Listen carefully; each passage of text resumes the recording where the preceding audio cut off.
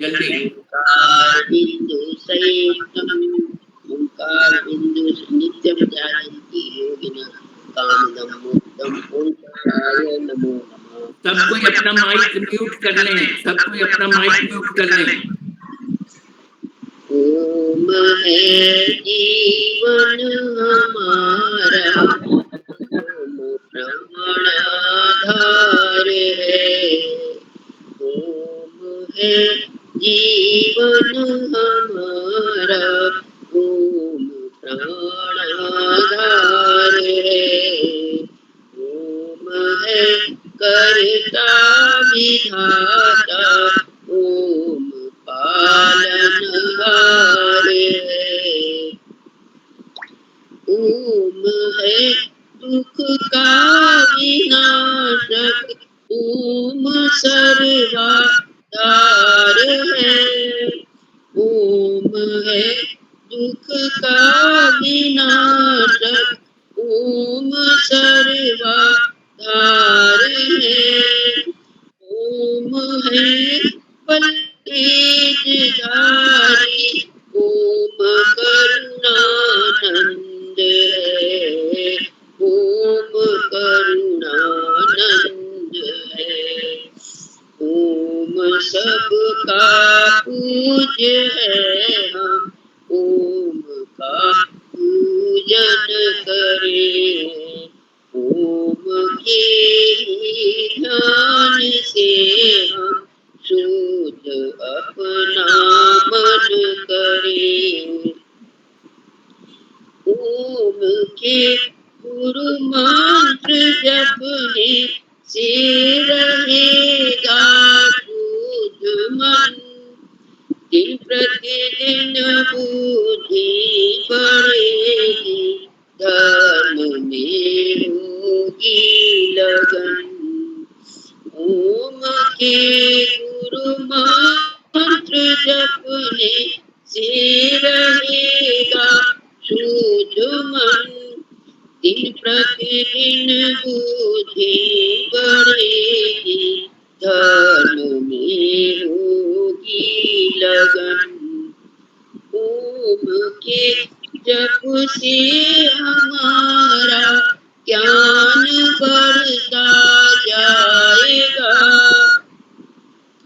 ओम के जप से हमारा ज्ञान बढ़ता जाएगा।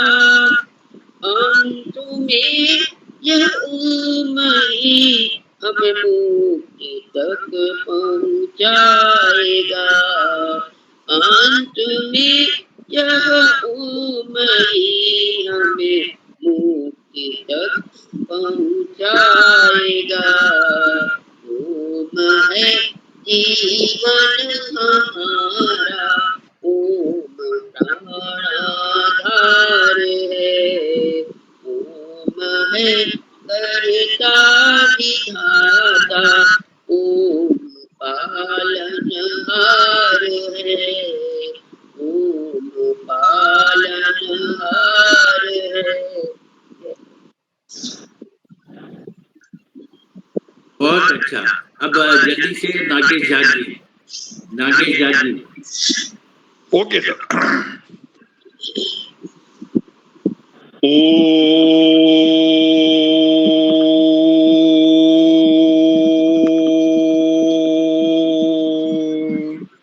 ओम श्री गणेशाय नमः। ओम अस्य श्री गणपति षडाक्षर मंत्रस्य भार्गव ऋषि अनुष्टुप छंदः विघ्नेश देवता यम बीजम वम शक्ति सर्वाभीष्ट सिद्धयर्थे जपे विनियोगः। वक्रतुंड महाकाय सूर्यकोटि समप्रभ निर्विघ्नं कुरु मे देव सर्वकार्येषु सर्वदा। वक्रतुंडाय हुं वक्रतुंडाय हुं वक्रतुंडाय हुं वक्रतुंडाय हुं वक्रतुंडाय हुं।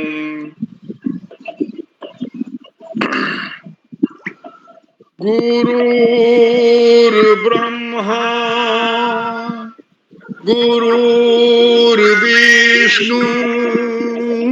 गुरुर्देव महेश्वरा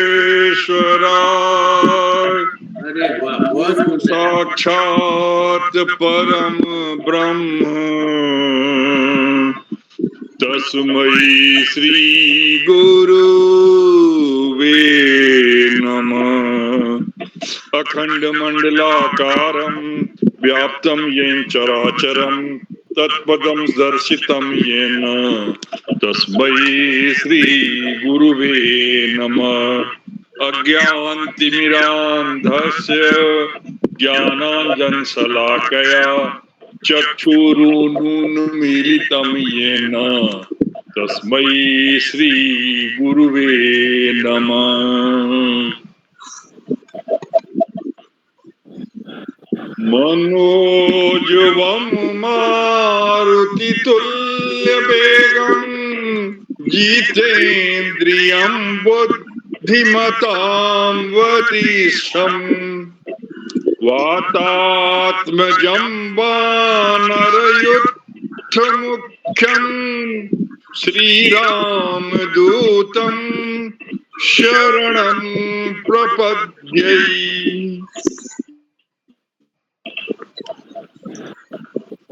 ओम जयंती मंगला काली भद्रकाली कपालिनी दुर्गा क्षमा शिवा धात्री स्वाहा स्वधा नमोस्तुते।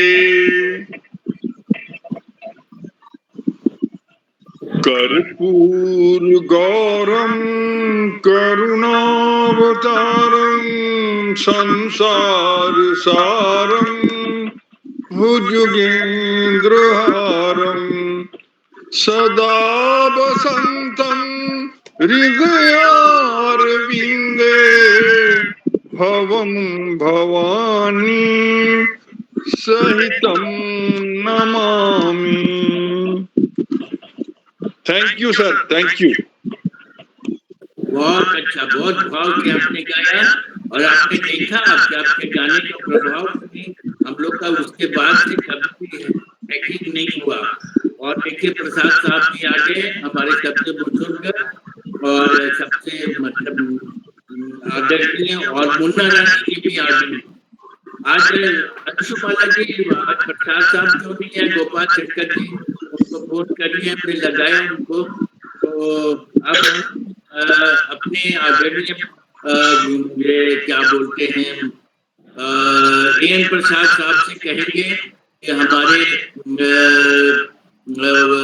एस.एम. भट्ट जी को तो जानते हैं और उन्होंने उनका इलाज भी किया है। चंद्रेश्वर खानजा जी का भी आज इलाज किया है, लंदन में उनका भी, जीके गुरदास जी का भी इलाज किया है। तो उनका स्वागत करें। और आज बहुत अच्छा सब्जेक्ट है, योगा, मेडिटेशन और आयुर्वेद, इसमें क्या संबंध है, इसको हम लोग आज, क्योंकि ये हमारे भट्ट साहब ऑलराउंडर हैं और हम लोगों ने क्या सारी दुनिया में हम लोग कर लिया, सब जगह से इनका मैंने हर ये नागेश झा जी बोलते हैं इनसे इनके योगा से उनको लाभ हुआ। और जिके दास जी बोलते हैं किसी का दवाई मत खाइए, खाली एस.एम. भट्ट जी का दवाई खाइए। अच्छा हुआ हमारे मैंने वेदनाथ अमिताभ के माध्यम से उनको उनकी योग्यता को पहचान मिली। हमारे इसमें बस यही है कि जो लोग की योग्यता को दबा दिए गए हैं उसको पहचान मिले, और सारी दुनिया में मिल रहा है। इनको तो आप बुलाया गया विदेश से, लेकिन ये लोग नहीं गए और कुछ आ गए। सुनील कुमार शर्मा जी वेलकम। अनुर कुमार दुबे जी को फोन करके बुला लीजिए। शर्मा जी सर, जी सर, जी सर, जी सर, बुला लीजिए, उनका आना जरूरी है। जी सर, जी सर। हाँ, तो मैं भी ले रहा हूँ सर, बट सर की मेडिसिन मैं भी ले रहा हूँ सर। हाँ बहुत, अरे वाह, वेरी गुड, वेरी गुड। वाह, भट्ट साहब को आपने कमाल कर दिया है। और योगा भी आजकल ये कर रहे हैं। तो प्रसाद साहब आप शुरू करवा दीजिए।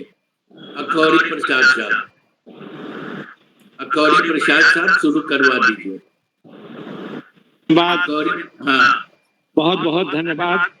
बहुत बहुत धन्यवाद और बहुत आशीर्वाद दीजिए सर, आप धन्यवाद, आपके आशीर्वाद का जरूरत है, हम लोग आपके आशीर्वाद के भूखे हैं। ये धन्यवाद जो है आशीर्वाद का ही एक शब्द है। कभी कभी मैं सोचता हूँ कि आशीर्वाद देने के लिए हमारे पास कोई क्वालिफिकेशन है नहीं, इसलिए मैं धन्यवाद देता हूँ, लेकिन वो है एक्चुअली आशीर्वाद ही है।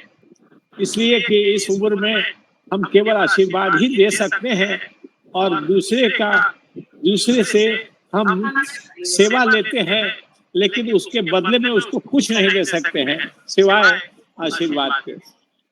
तो चरण स्पर्श हमारा भी सभी विद्वान सज्जनों का, और खास करके आपको मैं यही आपके प्रति हमारी श्रद्धा वैसे ही है और हमेशा ही रहेगी। आप जिस निष्ठा से ऐसे लोगों को पहचान देने का प्रयास कर रहे हैं अपने वेबिनार के माध्यम से, जो जिनको भी एक इंस्पिरेशन मिलता होगा कि वो और आगे बढ़ करके समाज कल्याण के लिए काम करें, ये तभी संभव है जबकि उनको यह प्रतीत होगा कि वह जनता के नजदीक होते जा रहे हैं और उसके सबसे अच्छे माध्यम आप बन गए हैं। इसके लिए आपको बधाई है और उनका तो स्वागत है ही, संवाद होता रहता है, उनसे बहुत ही संवाद होता है। और मैंने भी उनको कभी कभी छोटी मुँह बड़ी बात कही है।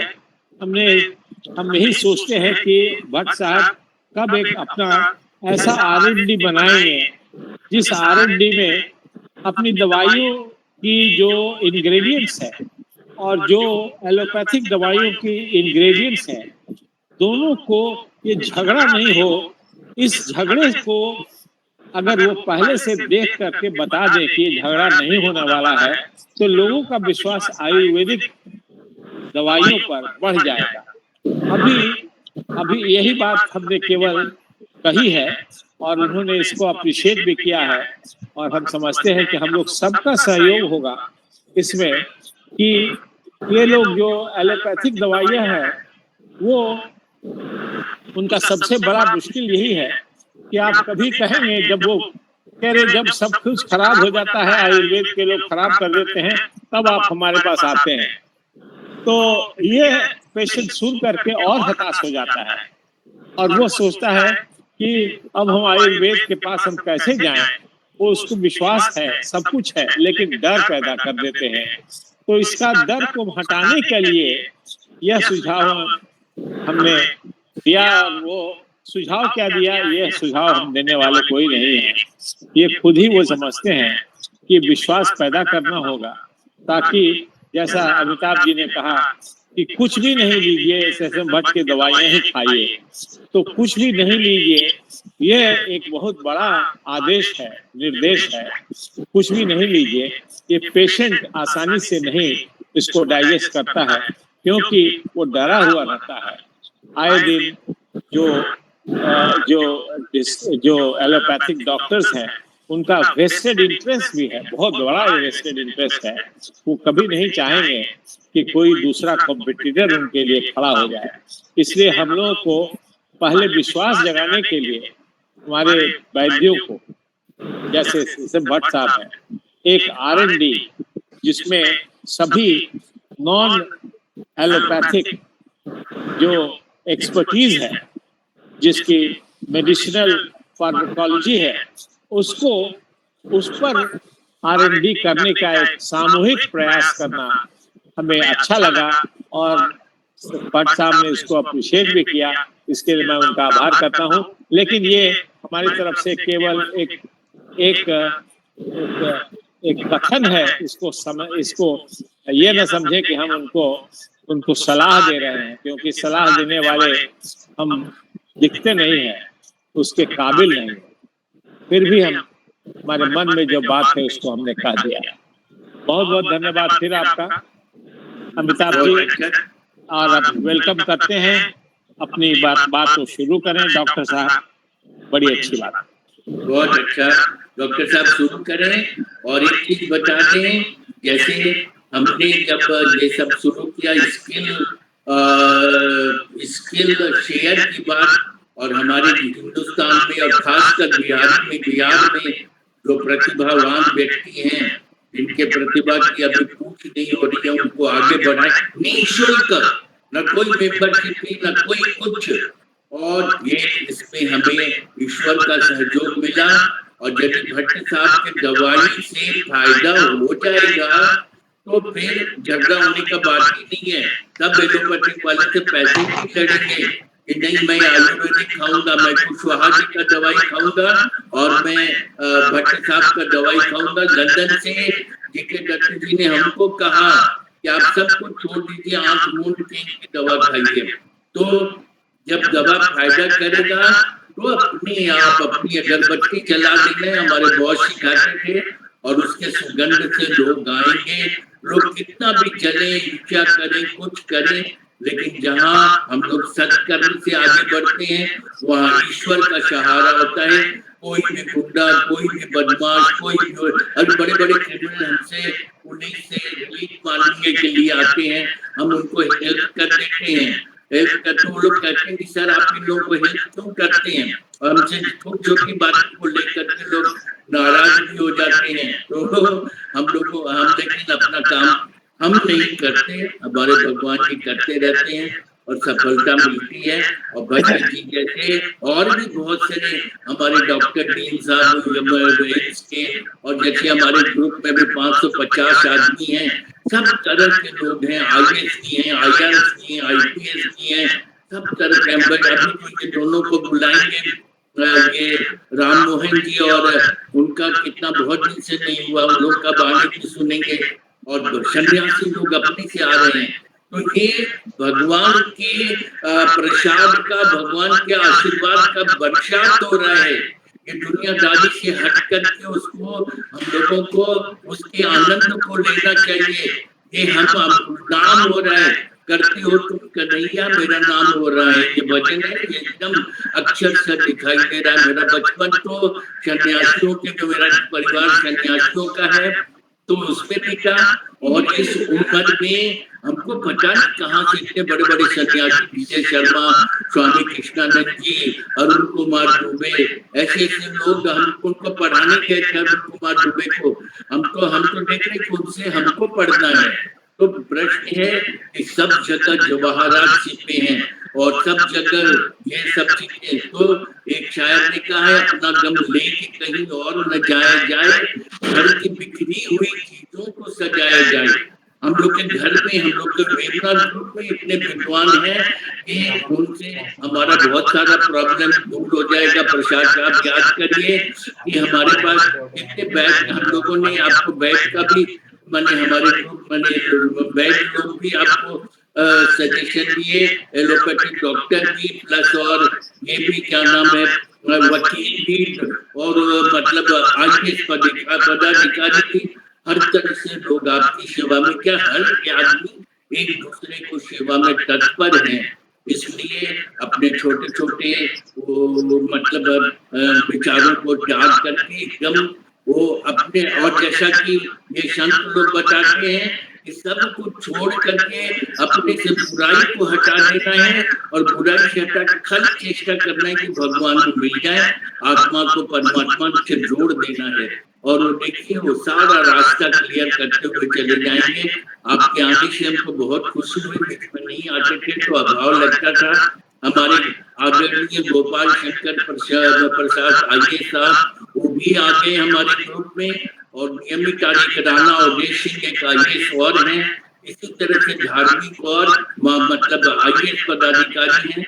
ये लोग आएंगे तो और अच्छा। अमिताभ वर्मा, सुनील कुमार आशीष, ये लोग सब कोई, विजय प्रकाश तो आते ही हैं, और सब बड़े बड़े लोग आकर के हमको अपना आशीर्वाद दे रहे हैं। और ये आशीर्वाद के अधिकारी हम नहीं है, क्योंकि ये तो हमारे कृष्ण कन्हैया कर रहे हैं, अमिताभ तो कुछ नहीं कर रहा है, अपने आप सबको आते हैं, अपना ज्ञान देते हैं।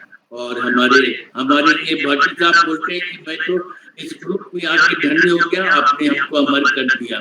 और ये हमारे विजय शर्मा साहब कहाँ से आ गए, इतना हाई लेवल का व्याख्यान देते हैं। तो अब हम शुरू करें। ये अंशुमाला जी से रिक्वेस्ट है तो एक बार गोपाल साहब को बुलाएं, वो बहुत अधूरा लग रहा है और उन्होंने कॉन्स्टिट्यूशन पर बहुत अच्छा लेक्चर दिया, तो उनके बिना अधूरा भी लग रहा है। तो अब हम अपने से कहेंगे भट्ट साहब से अब अपना व्याख्यान शुरू करें। जी, ईश्वर का बहुत आभार, अमिताभ जी का बहुत आभार, अमिताभ जी का विशेष धन्यवाद। सभी विशिष्ट सम्मानित और श्रेष्ठ विद्वानों को मेरा प्रणाम, बार बार प्रणाम, जिनकी प्रेरणा से आज मैं इस काबिल बन सका कि मैं अपने ज्ञान को ऐसी दिशा में ले गया जिसकी वजह से मेरा ज्ञान किसी के काम आ रहा है, मेरा रिसर्च किसी के काम आ रहा है, और मैं बहुत सारी दवाएं पेटेंट कराने के प्रोसेस में हूँ। और ये पेटेंट तभी हो पाती हैं जब आपकी स्टडी हो इस पे, क्योंकि पेटेंट ऐसी चीज़ों का ही होता है जिसमें आपके पास सेफ्टी का डेटा है। और मुझे बहुत अच्छी सलाह भी मिलती है इस ग्रुप से, और विद्वत जनों का बड़ा सम्मान करता हूँ इसलिए कि उन्होंने पूरे जीवन का अनुभव बिना किसी लाग लपेट के, बिना किसी लालच के, जो योग्य व्यक्ति होता है उसको पहचान करके उसको निखारने में कोई कसर नहीं छोड़ते हैं। इतना जगह से इतने विश्व स्तर के जो सम्मानित हमारे अतिथिगण हैं, सम्मानित लोग हैं, और अपने विशिष्ट ज्ञान हमको देते रहते हैं समय समय पर। विशेष रूप से मैं आभारी हूँ अमिताभ ग्रुप का, अमिताभ जी का, चंदेश्वर खान सर का, प्रसाद साहब का, और डेली रोज मैं देखता हूँ कि ऐसे ऐसे विद्वानों को सर जोड़ते हैं कि मैं अचंभित रह जाता हूँ कि प्रभु की ऐसी कृपा, और आज प्रभु की ऐसी कृपा से ही मैं आज जुड़ पा रहा हूँ।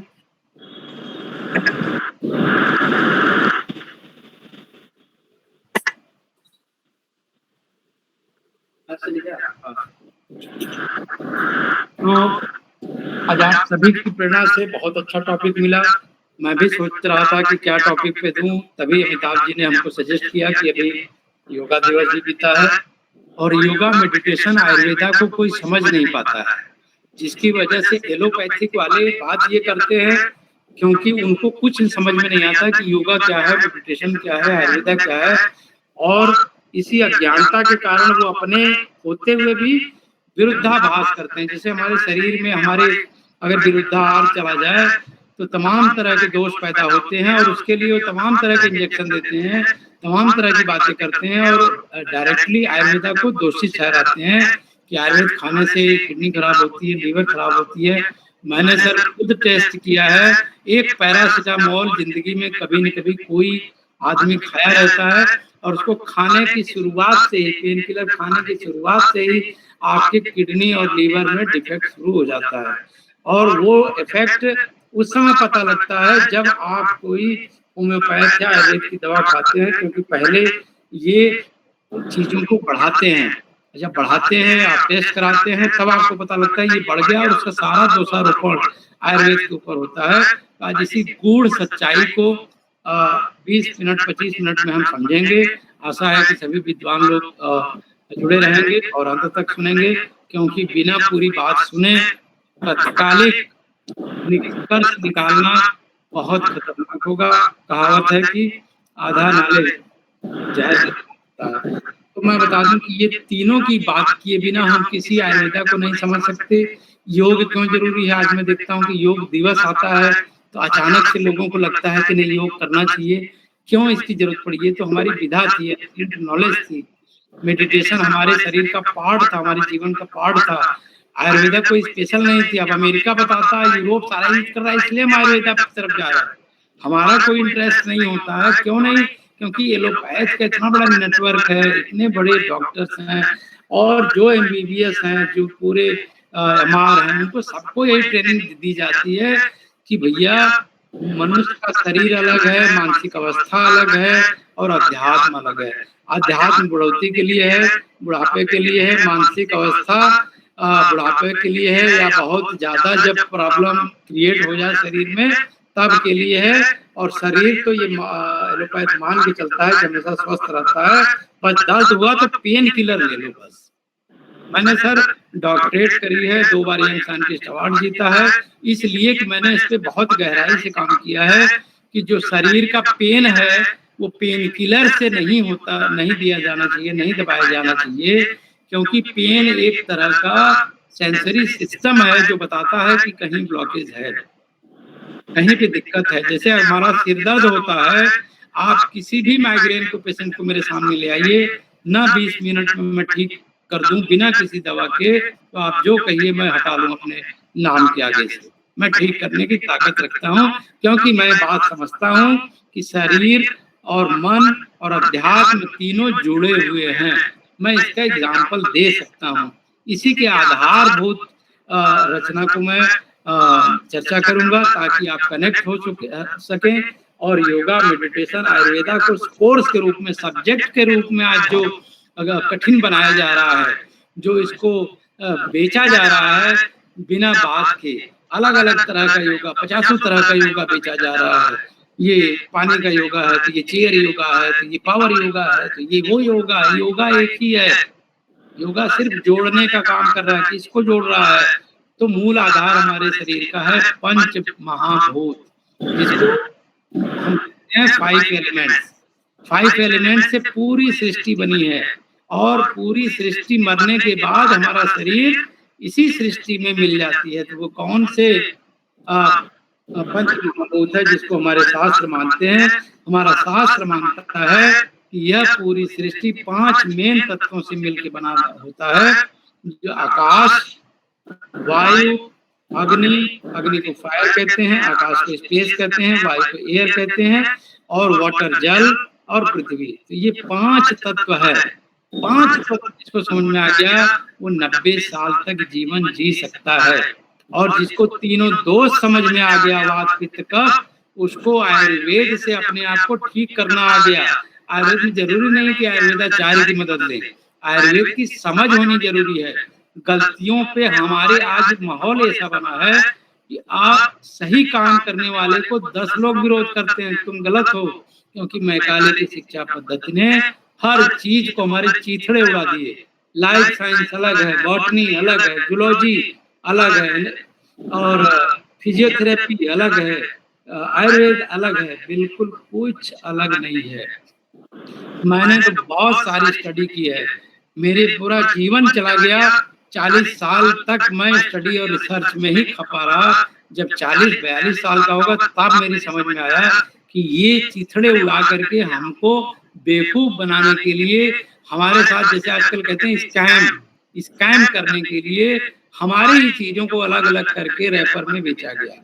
तो अगर हम ये समझ लेंगे तो आयुर्वेदा हमारे घर में है, हमारे किचन में है, हमको अपने बारे में नहीं पता है, इसलिए हमको आज गाली देते हैं एलोपैथ वाले, या कोई भी गाली दे के चला जाता है कि आपने ये गलती करी, ये समस्या इस वजह से, आंवला खाने से ये हो गया, त्रिफला खाने से ये समस्या होगी। कहीं कोई समस्या नहीं है।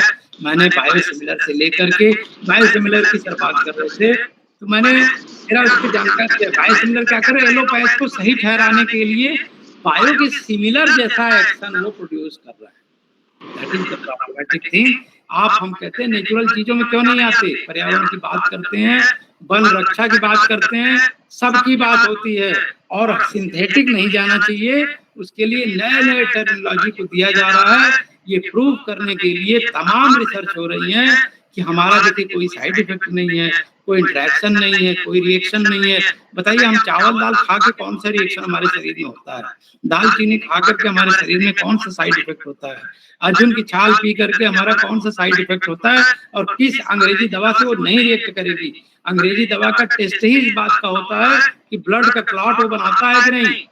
कौन सा व्यक्ति आज तक मुझे कोई प्रमाण दे दे कि दाल चीनी खाकर इसका ब्लड क्लॉट हुआ हो? जो कि आपको ब्लड थिनर का भी काम करती है, कोलेस्ट्रॉल का भी रिमूव करने का काम करती है, डायबिटीज में भी काम आती है। एक लेबलिंग में हम कैसे बता दें कि दालचीनी का यही काम है? नहीं कर सकते। अंग्रेजी दवाओं वाले अपना कुतर्क हमारे साथ जो है सिर्फ हमको पकाने के लिए, हमको डाइवर्ट करने के लिए, हमको बेवकूफ बनाने के लिए देते रहते हैं। तो उस पर आज मैं नहीं बोलूंगा, लेकिन हमको अपनी चीजों को ज्यादा समझना होगा कि कैसे योगा, मेडिटेशन, आयुर्वेदा जुड़ा है। तो अगर सरल भाषा में कहें तो आयुर्वेदा, योगा, मेडिटेशन मनुष्य को जो शारीरिक, मानसिक, आध्यात्मिक रूप से पूरी तरह स्वस्थ बना दे, वो यही तीनों है। योग शरीर की संरचना, शरीर की दिक्कतों, शरीर की मांसपेशियों, शरीर की हड्डियों, नर्वस सिस्टम, मसल्स, इन सब को सॉल्व करता है, इन सब की दिक्कतों को सॉल्व करता है। आयुर्वेदा हमारे डाइट से जुड़ा है। अगर आप डाइट सही नहीं फॉलो करेंगे, आयुर्वेदा की जड़ी बूटियां बस ये करती हैं कि कंसंट्रेटेड फॉर्म में कोई विशेष तरह का एलिमेंट आपके शरीर में रिच कर देती हैं, जैसे आकाश, वायु, फायर, वाटर, पृथ्वी। तो अगर पृथ्वी तत्व हमारे शरीर में कम है तो हमें तमाम तरह की संधिवात चीजें होती हैं, चलने में दिक्कत होती है। जब हमारा वायु बिगड़ता है, आकाश जब बिगड़ता है, तब भी हमको चलने में बहुत दिक्कत होती है। अग्नि जब बिगड़ता है, हमारी पाचन खराब होती है, स्टूल साफ नहीं होता, पेट साफ नहीं होता। अब उसके लिए तमाम तरह के इंजेक्शन, तमाम तरह के कैप्सूल दिए जाते हैं। उसको नहीं समझना है, उसको समझना है अग्नि मंद है, अग्नि मंद है, डाइजेशन मंद है, डाइजेशन मंद है तो खाना कम पच रहा है। खाने का भी दो प्रकार है, सात्विक और कोई अगर किसी को पता है तो सात्विक, राजसी और तामसिक, तीन तरह के हमारे भोजन होते हैं। अग्नि बिगड़ गई तो आपको सिर्फ सात्विक आहार करना चाहिए, जिसमें शांति है, जिसमें स्पष्टता है, पवित्रता है। स्लाइड नहीं चल रहा है, स्लाइड नहीं चला रहा सर, स्लाइड नहीं चला रहा, स्लाइड नहीं चला रहा। हमारे आदरणीय गोपाल साहब भी आगे उनको पलटान। अभी हम एक ओवरव्यू दे रहे हैं जिससे कि ये भ्रम निकल जाए कि और पूरी तरह से स्पष्ट हो जाए कि आयुर्वेदा अकेले नहीं है, योगा और मेडिटेशन के साथ है, डाइट के साथ है। ये कोई अलग साइंस नहीं है, कनेक्टेड साइंस है। जैसे हमारा शरीर जुड़ा हुआ है, मन जुड़ा हुआ है, बिना मन के शरीर नहीं है, बिना शरीर के मन नहीं है। मन खराब है तो हमारा शरीर की कैसी भी अवस्था रहे खराब रहेगी। घर में फॉर एग्जाम्पल डेथ हो जाए, पड़ोस में डेथ हो जाए, देश में किसी महान हस्ती का डेथ हो जाए, आपको खाना खाने का मन क्यों नहीं करता है? क्योंकि आपका जो फायर है, एक एलिमेंट आपका खराब हो गया, आपके चारों तरफ का वातावरण खराब है। सोच से ही स्वस्थ मन में कहावत है, स्वस्थ शरीर का विकास होता है। पहले हम आयुर्वेदा का कनेक्टिंग देंगे, फिर पावर पॉइंट चलाएंगे। आशा है 10 मिनट में हम इसको क्लियर कर देंगे। तो आपने ये एग्जाम्पल से समझ लिया कि कैसे एक 3 दोष और 5 तत्व बहुत बहुत इंपॉर्टेंट है। अब आयुर्वेद क्या करता है? आयुर्वेद दोष को बताता है कि भैया वात पित्त कफ 3 तरह के दोष हैं, इनको ही समझना है, इन्हीं को संतुलित करना है और सारी बीमारियों की जड़ ये है। जैसे वात अगर बहुत बढ़ जाए तो कमर के नीचे का दर्द, चलने में प्रॉब्लम, गठिया, ये तमाम तरह की दिक्कतें शुरू हो जाती हैं। पित्त अगर बहुत बढ़ जाए तो डायबिटीज और बहुत सारे के प्रमेह रोग होने शुरू हो जाते हैं। तो प्रमेह रोग को समझने में पित्त का और कफ का बहुत बड़ा रोल है, क्योंकि जब कंबाइन बिगड़ेगा, पित्त और कफ दोनों बिगड़ गया तो डायबिटीज एक्सट्रीम लेवल पे चली जाती है। तो योग का नजरिया क्या है? योग कहता है कि अब हमने डाइट सही ले लिया, आयुर्वेद से वात पित्त कफ को बैलेंस करना है और जल्दी करना है, तो हमें योगासन को समझना पड़ेगा। हर योगासन हर व्यक्ति के लिए नहीं है, विशेष परिस्थिति में विशेष योगासन होता है। आज मैंने स्पेशल कोर्स किया है 3 महीने का, इसको कहते हैं थेरेपेटिक योगा। उस योगा से हम तमाम तरह की बीमारियों को, जैसे सियाटिका है, सर्वाइकल है, कमर दर्द है, पैर दर्द है, कुछ भी दर्द है शरीर में, 10 मिनट के अंदर हम हील कर सकते हैं।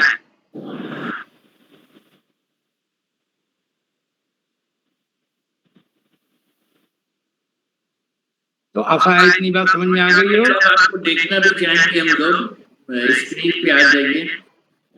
जी सर, जी सर। अरे सर एक सेकेंड,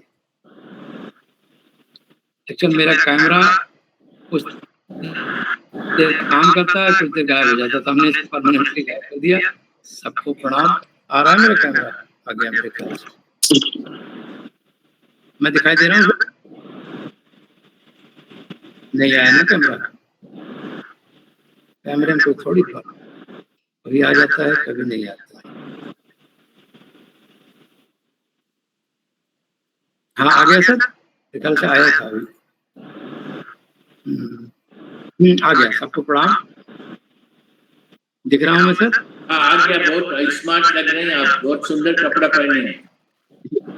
जी सर, आयुर्वेदिक कपड़ा पहने, हरा रंग का आयुर्वेद, हरे रंग का मेरा कपड़ा होना चाहिए।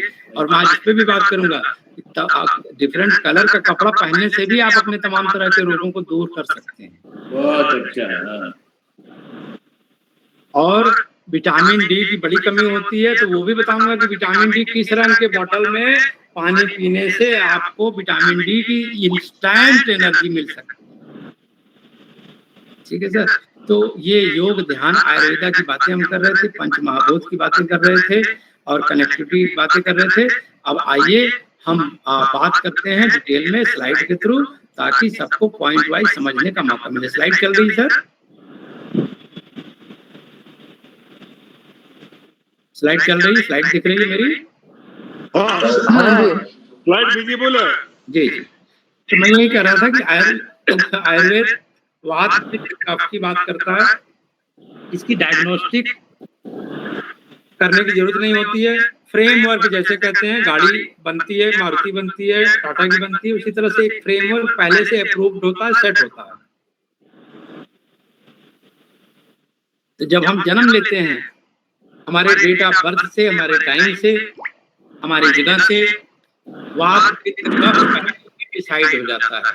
अब जब ये संतुलित रहता है तो हम निरोगी दिखते हैं, ऊर्जा रहती है, काम करते हैं। और जब हम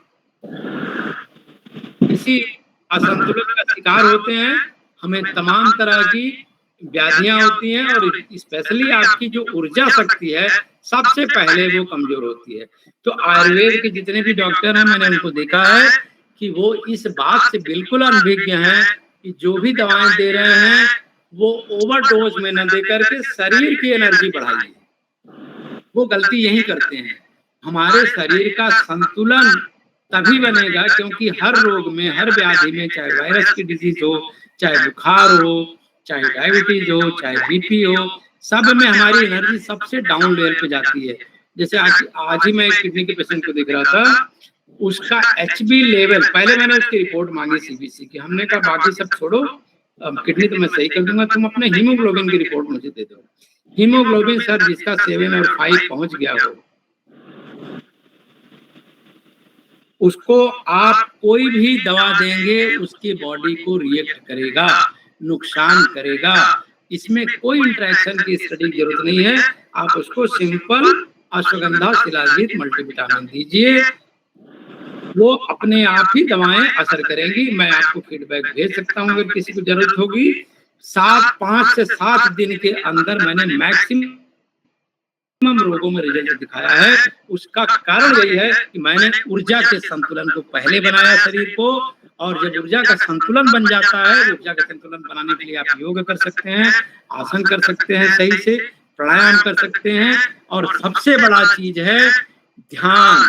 क्योंकि जैसे ही हमें मानसिक या कोई भी तरह का रोग होता है तो हमारा मानसिक संतुलन बिगड़ता है, हमें घबराहट होती है, हम क्या करें, हमें तो कैंसर हो गया, लाइपोमा हो गया, हमें आंखें रोशनी कम दिख रही है, हाय जो तो मस्ती है शरीर में, उससे ज्यादा फर्क पड़ता है। उसके लिए मैंने एक ध्यान कुछ दिन पहले सबको सिखाया था जो सीख सकते थे, और आज भी जिनको दिक्कत होती है तमाम तरह के रोगों में, पहले मैं वो ध्यान कराता हूँ।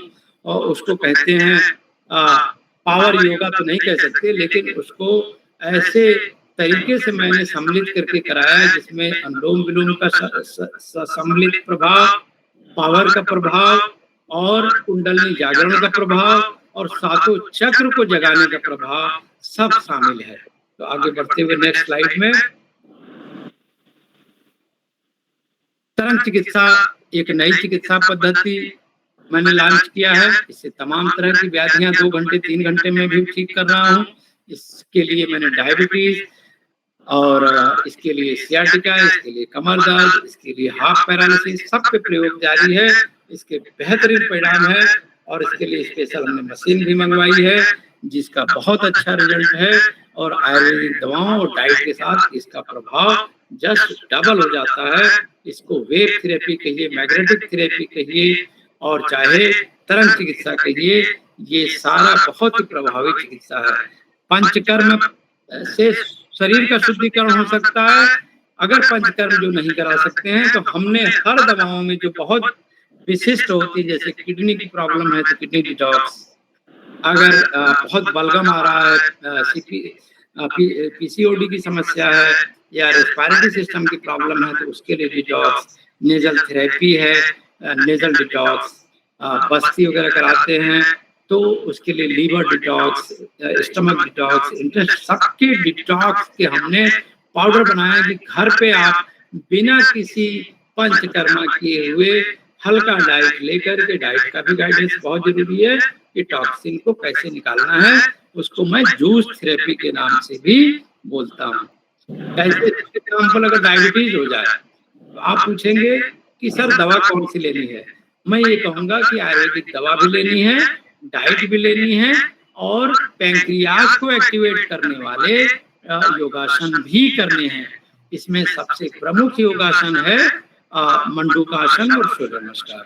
आयुर्वेदिक उपचार में, घरेलू उपचार में करेंगे मैं जूस थेरेपी करूंगा, डिटॉक्स थेरेपी करूंगा, और बहुत सारे ऐसे चीजें दूंगा। रिपोर्ट जरूरी है, क्योंकि रिपोर्ट में ये पता लगता है, कई बार हमें पता नहीं लगता कि हमारा ट्राइग्लिसराइड कितना बढ़ गया, हमारा एलडीएल कितना बढ़ गया। आज मैं रिपोर्ट देख रहा था, किडनी पेशेंट का ट्राइग्लिसराइड जो कि 60 तक होना चाहिए, उसका 300-350 है। एलडीएल जो 45 के आसपास रहना चाहिए, वो 250 के आसपास है।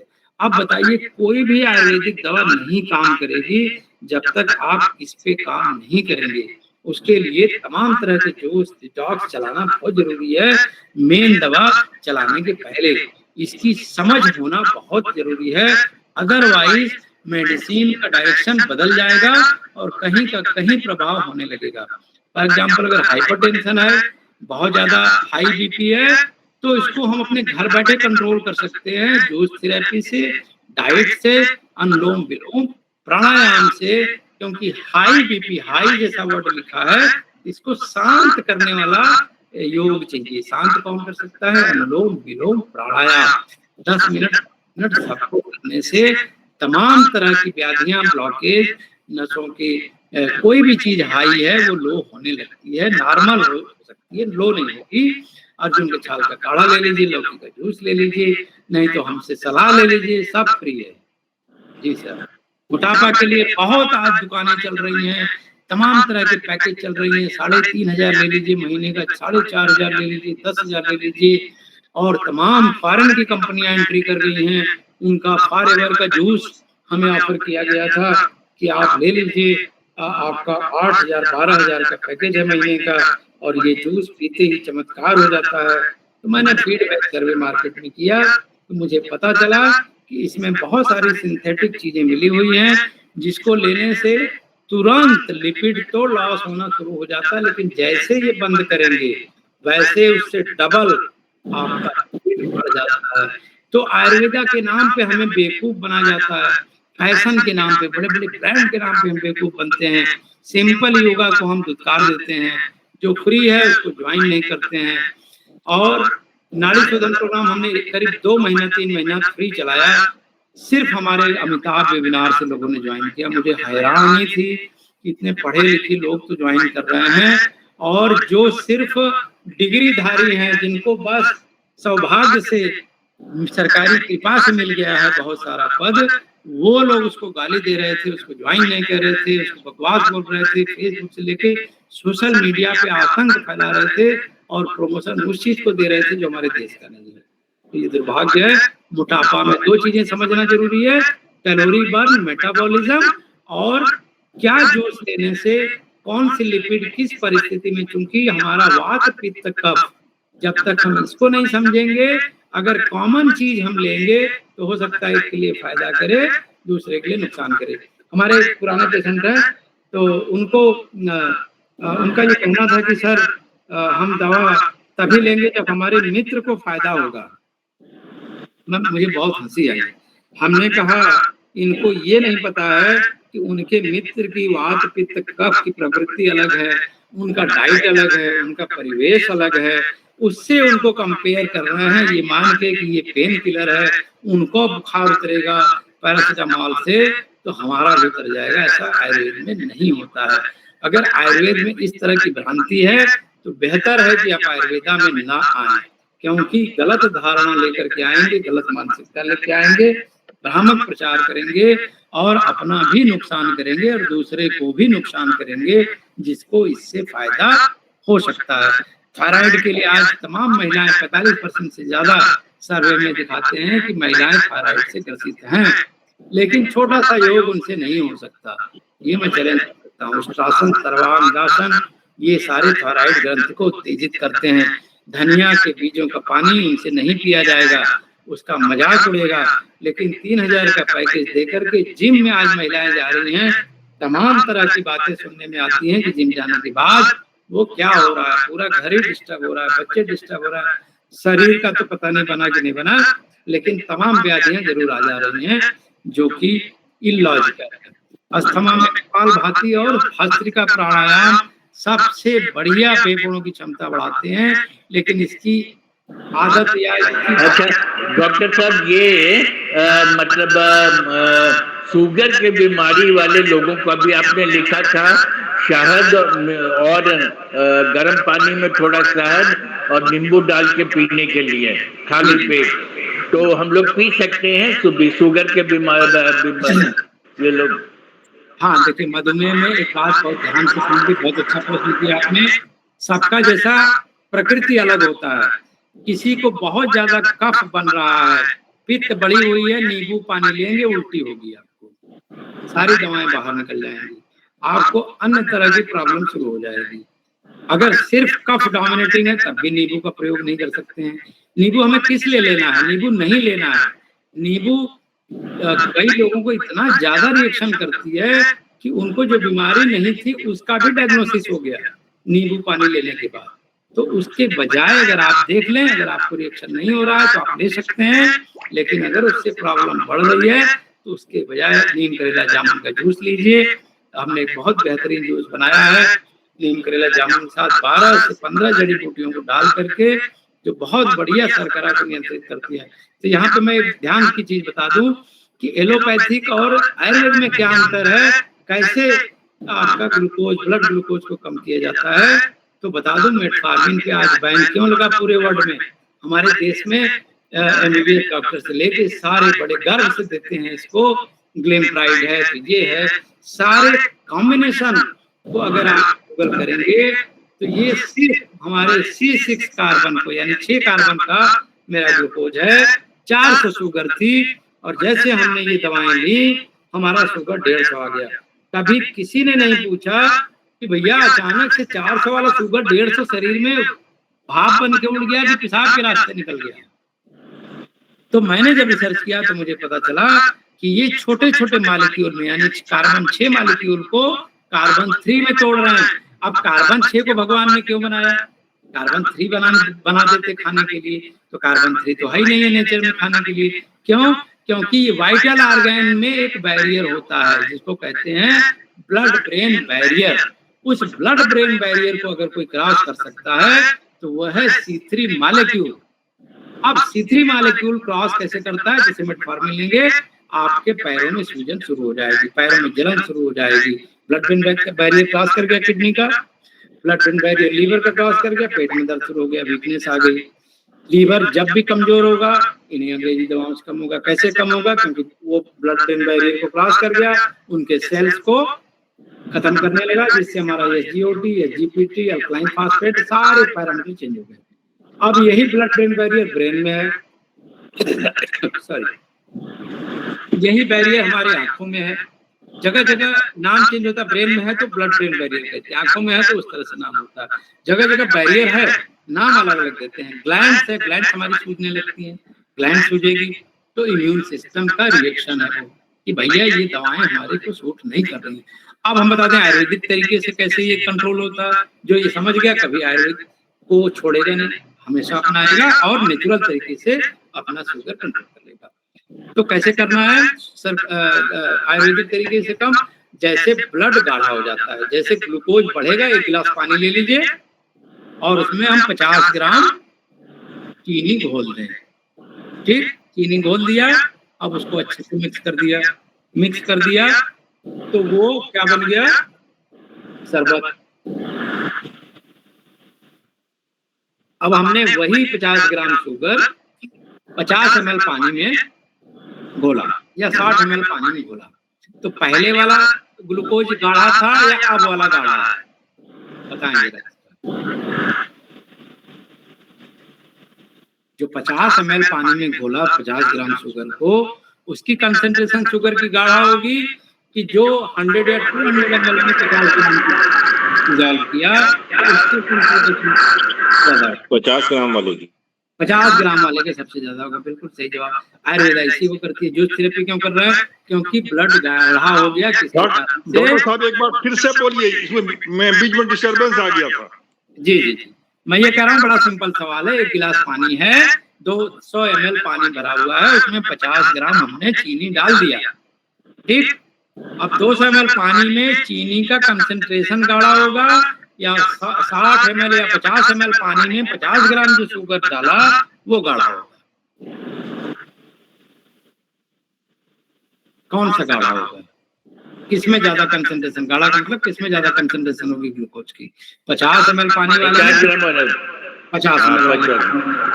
अब हम करते क्या है डायबिटीज में, जब हमारी ग्लूकोज बढ़ती है, हमारे बॉडी का पूरा सिस्टम सिर्फ ब्लड के गाढ़ेपन को हटाने में लग जाता है। उसका कारण ये होता है कि अगर वो गाढ़ा जो हो गया है ब्लड उसको डाइल्यूट नहीं करेगी तो हमारे ऑर्गन डैमेज होंगे।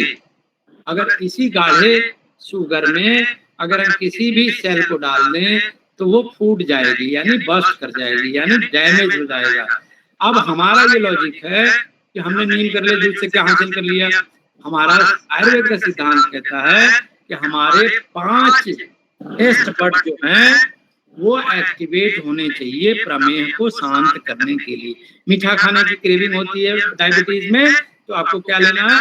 कसैला भी लेना है, हल्का मीठा भी लेना है, कड़वा भी लेना है। इसीलिए कहते हैं आम खाओ, आम खाओ, क्योंकि पूरी तरीके से हमने जिंदगी में एक प्रण ले लिया होता है, क्योंकि हमें इतना समझाया गया होता है कि चीनी जहर है, लेकिन हम चीनी को मीठा में कन्वर्ट कर देते हैं। मीठा नेचुरल जो होता है वो कभी भी शरीर की आवश्यकता है, वो जहर नहीं है। थोड़ी देर के लिए बढ़ेगी लेकिन वो इंसुलिन को साथ में एक्टिवेट कर देगी। चीनी जैसे लेते हैं उसमें फास्फोरस डाल करके, चारकोल डाल करके, केमिकल रिएक्शन करा करके वो बनाया जाता है, और जैसे वो शरीर में जाती है इतना भयंकर रिएक्शन होता है कि वो जहां जहां हमारे इंसुलिन निकलने वाली सेल्स होती हैं उनको पहले डेड कर देती हैं जाते ही शरीर में। तो इंसुलिन बनने का सवाल नहीं। अब नीम करेला जामुन से फायदा क्या हुआ? एक तो जूस लेने से हमारा कंसंट्रेशन ब्लड में कम हो गया, नेचुरल कम हो गया। जो कंसंट्रेशन बनती जा रही थी, बढ़ती 400 शुगर नापते हैं, वो क्या है? वो शुगर का कंसंट्रेशन है। अब नीम करेला जूस ले लीजिए जरा, वो लेकर के 1 गिलास पानी में इसको पीने के बाद नापिए 1 घंटे के बाद, वही 400 शुगर आपको 200 से दिखाएगी। क्यों दिखा रही है? क्योंकि चीनी कम नहीं हुई है, जो डाइल्यूशन था वो बढ़ गया। अब हमने दूसरी चीज ली, मान लीजिए जिम्नेमा गोल्ड ले ली। जिम्नेमा गोल्ड का हमने पेटेंट कराया, इंटरेक्शन स्टडी कर ली, सारा सब कुछ कर लिया, सेफ क्लिनिकल है बिल्कुल। और कितने दिन में, ये सारी रिपोर्ट है मेरे पास कि ये शुगर कम करती है 3 से 4 दिन में, 5 दिन में कैसे कम करती है, उस पर पूरा स्टडी किया, पूरा रिसर्च किया, डाटा सबमिट किया पेटेंट ऑफिस में, तब जाके पेटेंट हुआ, उसका पब्लिश हुआ। ग्रांट में 80,000 लगने हैं तो नहीं है पैसा, तो नहीं कर पा रहा है। R&D में कोई पैसा देता नहीं है। R&D में सरकार भी जो 10 साल पहले से दे रही थी, सारे हाथ खींच लिए, भैया सब कुछ के लिए पैसा है, R&D के लिए नहीं। R&D फेक चीज मान लिया, तो उस पर ज्यादा नहीं बोलेंगे क्योंकि वो पैसा नहीं है हमारा। हम बता रहे हैं कि वो कैसे काम करती है। अब हमने देखा कि कोरोना जब वैक्सीन लगी तो सबके अंदर पैंक्रियाज था, अचानक से शुगर कैसे बढ़ गया सबका? तो पैंक्रियाज रिसेप्टर पे इन महान वायरस को, जिसको सिर्फ इनएक्टिव किया गया था फॉर्मल्डिहाइड या किसी केमिकल डाल करके, ऐसा नहीं था कि कोरोना की कोई स्पेशल वैक्सीन थी या कोई जादू की छड़ी थी, उसी वायरस को हमें इंजेक्ट किया गया। जो वायरस सबको मार रहा था, उसी को हमें इंजेक्ट किया गया कि वो जब जाएगा तो जिसको वायरस नहीं प्रभावित किया है तो वो मल्टीप्लाई करके एंटीबॉडी बनाएगा, ऐसा लोगों का मानना था। तो कुछ लोगों में एंटीबॉडी बनी, वो सुरक्षित हो गए, वो जिंदा रह गए। कई लोगों को एंटीबॉडी नहीं बनी तो उस कोरोना वायरस ने मल्टीप्लाई करके उनको खत्म कर दिया या उनके सिस्टम को इतना कमजोर कर दिया, क्योंकि रिपोर्ट में ये बात सामने आ चुकी है।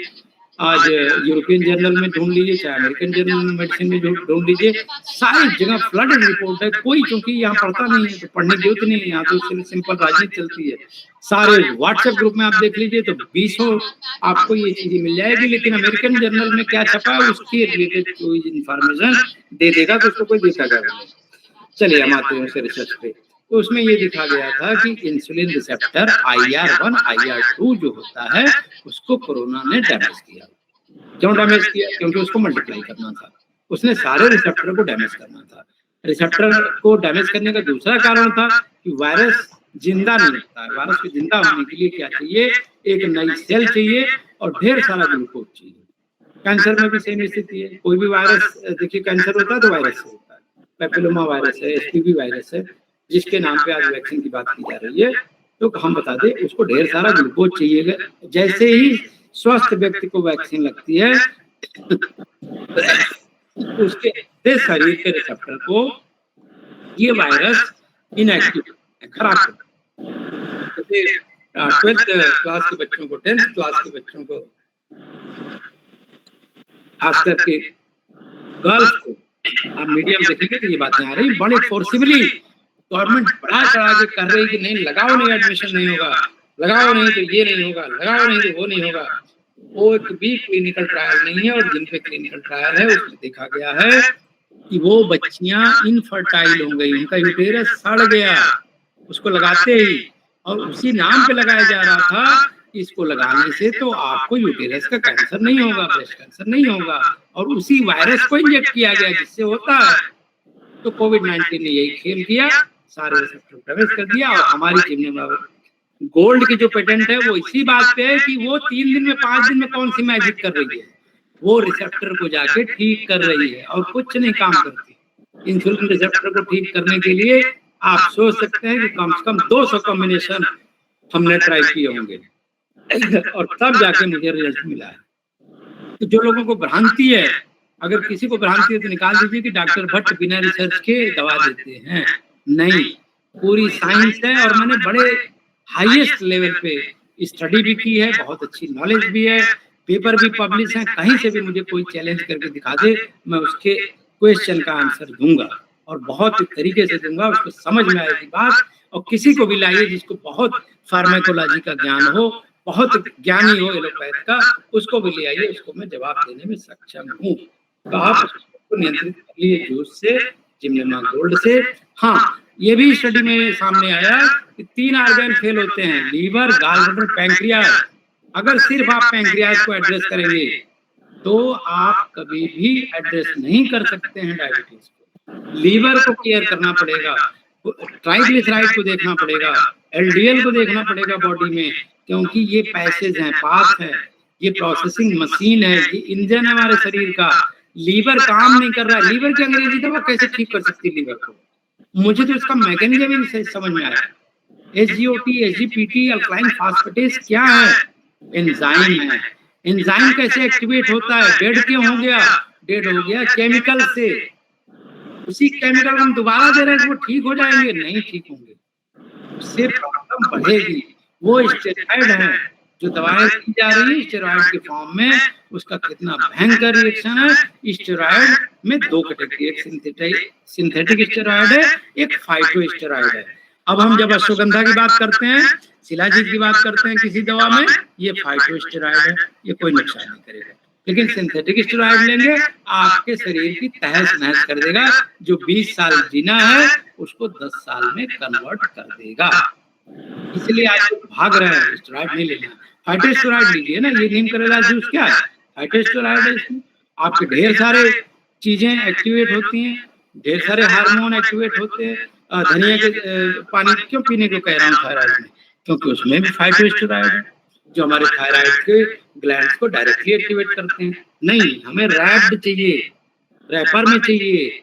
धनिया का पानी पीने से हमारे स्टैंडर्ड गिर जाएगा। प्रॉब्लम हमारी सोच और थिंकिंग में है। हमें हाईटेक एसी में बैठ के जिम करना है। योगा करेंगे तो लोग पिछड़ा हुआ कहेंगे। समाज में मानसिकता की दिक्कत है, डायबिटीज की दिक्कत नहीं है सर। डायबिटीज को समझने की दिक्कत है। जब मैं दवा लिखता हूँ तो मेरे ऊपर सवाल होता है कि आपने दवाएं भर दी।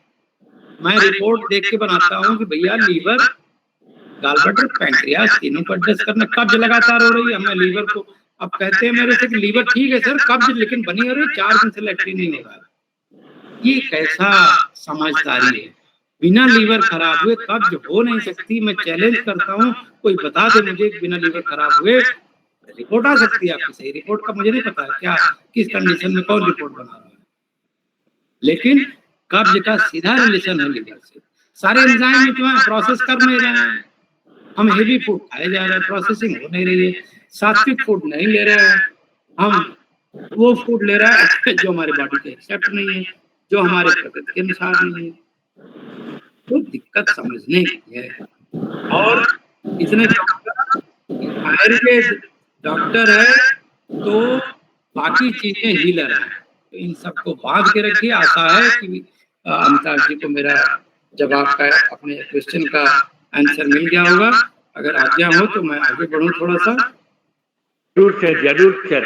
लेकिन सर, शहद का पानी हम लोग पी सकते हैं डायबिटीज वाले? शहद का पानी, शहद कभी भी पानी में मिला के पिएंगे जहर का काम करेगा, विरुद्ध आहार है। कभी भी शहद को पानी में मिला के गलती मत करिएगा पीने की। अच्छा, लेकिन अभी आपने पहले स्लाइड में लिखा है शहद गर्म पानी में थोड़ा शहद नींबू मिला के पीने को। कहाँ पे लिखा है? एक अभी स्लाइड में देखा हमने, शहद लिखा था। अर्जुन की छाल, लौकी का जूस। एक इसके बाद आइए, एक लिखा था शहद खाने का भी लिखा था जूस। इसके बाद ये लिखा है मोटापे के लिए, ओबेसिटी बहुत ज्यादा है, गुनगुने पानी में शहद और नींबू ले सकते हैं। लेकिन वो मैंने उस टाइम पे बोला था कि ये देखना है कि कोई रिएक्शन हो रहा है कि नहीं, क्योंकि बहुत लोगों को ये रिएक्शन होता है। तो किसी भी आयुर्वेदाचार्य के उसमें ही गाइडेंस में ही आप लीजिएगा। और इसके साथ गुग्गुलों का सेवन बहुत जरूरी है, नहीं तो ये रिएक्शन करेगा ही करेगा। सुबह सुबह गर्म पानी, शहद और नींबू, इसको ऐसा नहीं है कि के लिए आप अपने खुद डॉक्टर बन जाए। ये जरूर किसी न किसी के गाइडेंस में करें, अदरवाइज लेने के देने पड़ जाएंगे। तो मैं आगे चल रहा हूँ। आर्थराइटिस 5वां हो गया था, अस्थमा। और अब मैं अच्छा सर, एक चक्रवर्ती डॉक्टर हैं, उन्होंने कहा कि हम लोग को तो एलोपैथिक दवाई खाना पड़ रहा है। तो बोल रहे थे कि आप जो दवाई खा रहे हैं वो दवाई से शुगर कम हो जा रहा है, तो शुगर खत्म नहीं हो रहा है, वो दूसरे नर्व में चला जा रहा है, जो बुढ़ापे में जाके इनको बहुत तंग करता है और शुगर ठीक नहीं होता है। आप क्या कहेंगे? मेरे पास एक रिपोर्ट है, एक नहीं 4-5 रिपोर्ट है। 1 साल के अंदर उस लेडी का हमने रिवर्स किया शुगर, जिसको कि गैंग्रीन थी। 400-500 शुगर तब होता है जब तब गैंग्रीन होती है। आज 1 साल में उसका पूरी तरीके से रिवर्स हो चुका है। उसके 3 ऑपरेशन हुए, बिल्कुल नॉर्मल, कोई दिक्कत नहीं हुई। एक बंदे का फीडबैक मैंने डाला था, पटना बिहार के हैं, सीआरपीएफ में है। उनका सिर्फ उन्होंने 3 महीने लिया, उनका शुगर पूरी तरीके से रिवर्स हो गया। एलोपैथिक से कभी रिवर्स नहीं होता। आयुर्वेद से मेरे पास प्रमाण है, किसी का 3 महीने में, किसी के 2 महीने में, किसी के 6 महीने में, किसी के साल भर। मैक्सिमम मैंने देखा है कि साल या 2 साल में ये पूरी तरीके से रिवर्स हो जाता है, अगर आप जो बताए गए डायरेक्शंस हैं, प्रोटोकॉल्स हैं, उसको पूरी तरीके से फॉलो करें। जो बताए गए दवाएं हैं उसको ले, नियमित योगा करें, वॉकिंग भी करें आधे घंटे, प्राणायाम करें, और जो डाइट बताई गई है उसको पालन करें। जरूर से जरूर रिवर्स होता है, क्योंकि भगवान ने 2 ऑर्गन को रीजनरेट करने की ताकत दी है, लीवर को और पैंक्रियास। अगर कोई कहता तो है ये कहाँ तक सच है कि मतलब शुगर, मतलब जो हम दवाई खाते हैं वो सारा शुगर को दूसरे दूसरे नर्व में डाल देता है, हाँ, इसी को और मैंने वो बोला, इसी बारे में मैंने बोला कि मेटफॉर्मिन, ग्लिम्प्राइड जो भी दवाएं खा रहे हैं, ये C6 कार्बन को C3 में कन्वर्ट कर रही है ग्लूकोज को, और वो हमारे उस ऑर्गन में भेज रही है जहां उसको नहीं जाना चाहिए। अब वो कलेक्शन होती है, थोड़े लेवल में तो नहीं पता चलता है, लेकिन ज्यादा बढ़ जाती है लेवल तो तमाम तरह की समस्या हो जाती है। न्यूरॉन्स कमजोर हो गए, पैर कमजोर हो गए, बॉडी गलने लगी, आंखों में चश्मा लगा। और अगर डायबिटीज इस लेवल का हो गया, अंग्रेजी दवा के बड़े भक्त हैं, तो ये जान लीजिए हमारे घर में एक डेथ हो चुकी है इसी डायबिटीज से। कैसे? उनकी आंखों में ग्लूकोमा हो गया, शुगर इतना जम गया आंखों के आगे, और जब ऑपरेशन हुआ तो डेथ हो गई, क्योंकि ब्लड क्लॉट ही नहीं हुआ, ऑपरेशन करते ही डेथ हो गई। तो अब आप डिसाइड करिए श्रोतागण कि क्या एलोपैथिक लेना चाहिए लगातार, या आयुर्वेद में पहले स्विच करें, बहुत इमरजेंसी रहे तब आप आयुर्वेद। और कोई सवाल सर आपका? ठीक है सर, चलिए। अस्थमा के बारे में बता दिया आपको, भस्त्रिका प्राणायाम करें, तुलसी अदरक काली मिर्च का काढ़ा पिए। अगर बहुत विशेष प्रॉब्लम है, जैसे कि एनसीआर में मैंने देखा, एनसीआर में एक काले रंग का धुआं जो था जिसमें कहते थे एयर इंडेक्स, उससे क्या होता है एयर क्वालिटी इंडेक्स का, AQI का, कि वो एक पार्टिकल्स हमारे नाकों के थ्रू जाकर के, नाक के थ्रू जाकर के पूरा ब्लॉक कर रही है, इसको कहते हैं ब्रोंकाइटिस। उसमें आपका जल्दी जाएगा नहीं, बलगम बनता रहेगा, खांसी नहीं जाएगी, और सूजन रहेगी, कमजोरी रहेगी, तमाम तरह की दिक्कतें होंगी। तो उसके लिए हमने अभी एक रेस्पिरेटरी प्लस दवा बनाई है, बहुत अच्छी टेस्टेड है, बहुत अच्छा काम कर रही है, और उसको लेने से आप अपना नॉर्मल रूटीन बहुत अच्छे से कर सकते हैं बिना प्रॉब्लम के। आर्थराइटिस एक बड़ा 40 के बाद तो मैक्सिमम लोगों को हो जा रहा है, और मैंने देखा कि मेरे संपर्क में वो बच्चे भी हैं जो 36-35 साल के हो गए, IAS की तैयारी करते घर में बैठे रहते हैं, उनके जोड़ों में आर्थराइटिस के लक्षण आ गए। तो आर्थराइटिस के लक्षण बता दूं क्यों होते हैं? इसका सबसे बड़ा रोग ये है कि दिन भर हम ऐसे कार्बोहाइड्रेट को लेते जा रहे हैं, ऐसे डाइट को ले रहे हैं जिससे हमारा वायु बढ़ रहा है। जैसे कोई हेवी चीज, राजमा चावल खा लिए, कुछ भी मंगा लिए, बहुत स्वादिष्ट है, और ये कह के हमने मंगा लिया, विरुद्ध आहार ढेर सारा खा लिया, तो इससे वात हमारा बढ़ेगा और वायु बढ़ेगी, इसको वात कहते हैं। तो आर्थराइटिस होना है, और कई बार किडनी फेलियर से बहुत सारा क्रिएटिनिन, यूरिक एसिड आ जाता है। तो आर्थराइटिस के कई प्रकार हैं, लेकिन आप इसको सूक्ष्म व्यायाम, पवन मुक्तासन से हल्के फुल्के दर्द को दूर कर सकते हैं, अश्वगंधा, निर्गुंडी के उपयोग से भी, और ऐसे फूड को लेकर के जो वात रोग नहीं बढ़ाती हैं, हम इस बीमारी को दूर कर सकते हैं। आज कमर दर्द की भी बड़ी प्रॉब्लम है सबको, इसमें डेली करिए भुजंगासन, मरकट आसन जैसा कि दिखाया गया है, और कोई तेल भी ले सकते हैं, बहुत सारे तरह के दर्द निवारक तेल हैं, इसको गर्म पानी में नहा सकते हैं, गर्म पानी से सिकाई कर सकते हैं, तिल के तेल से मालिश कर सकते हैं, तो आपका ये कमर दर्द वाली प्रॉब्लम दूर हो जाएगी। माइग्रेन में शुद्ध देसी घी नाक में डालें, माइग्रेन कैसा भी हो आपका जाने लगेगा। जैसे हमने प्राणायाम की शिक्षा दी थी, उस तरह से प्राणायाम करें, स्पेशल प्राणायाम, नाड़ी शोधन प्राणायाम जिसका नाम है, ध्यान करें और भ्रामरी प्राणायाम करें, तो आपका माइग्रेन बहुत जल्द ठीक हो जाएगा। डाइजेशन की दिक्कत है, अग्नि कमजोर है, अग्नि को बढ़ाने के लिए हल्का खाना खाएं, त्रिफला जरूर रात में गर्म पानी के साथ लें, और भोजन के बाद या तो आधे किलोमीटर टहलें, या तो वज्रासन में 20 मिनट बैठे। किडनी स्टोन आजकल बहुत बन रही है, बिना पानी नहीं लोग पीते हैं, पर्याप्त पानी नहीं पिएंगे और दिन भर कुछ न कुछ खाते रहेंगे, तो ये डिसबैलेंस होता है। पानी और खाने का बैलेंस बना के रखने से कभी भी किडनी या गॉल ब्लैडर का स्टोन नहीं होगा। तरंग चिकित्सा से अब हम वो भी प्रोसीजर कर रहे हैं, उस प्रोसेस में है अभी, कि किडनी स्टोन को या गॉल ब्लैडर स्टोन को तरंग चिकित्सा से यानी मैग्नेटिक वेव से बिना किसी दवा के कैसे दिलाया जा सकता है। आप लोगों का आशीर्वाद रहा तो 3 से 4 महीने में बहुत जल्दी इसका रिजल्ट दे देंगे, और उसके बाद ही हम इसको लॉन्च करेंगे। तो कपाल भाती प्राणायाम करिए, ये किडनी को बहुत अच्छा करता है। कभी कभी पाषाण भेद की जड़ का काढ़ा पी लें, उड़द की दाल पी लें।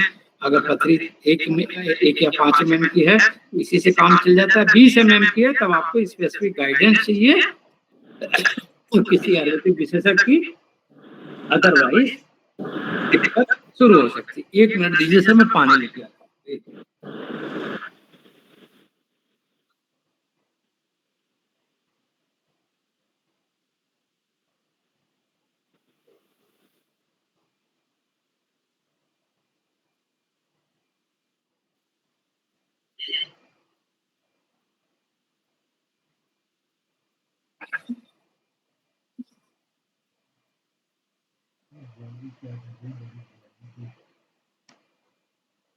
काम मत करिए।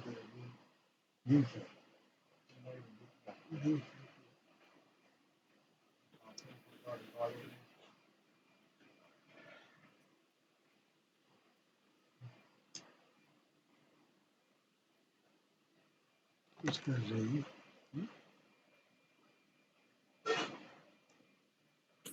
जी।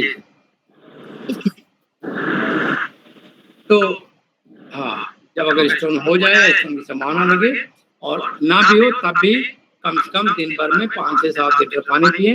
और नारियल पानी जरूर कभी कभी बाजार में ले लें, 80 रुपए का आता है, कोई ज्यादा महंगा नहीं है, उसको पी सकते हैं। उसको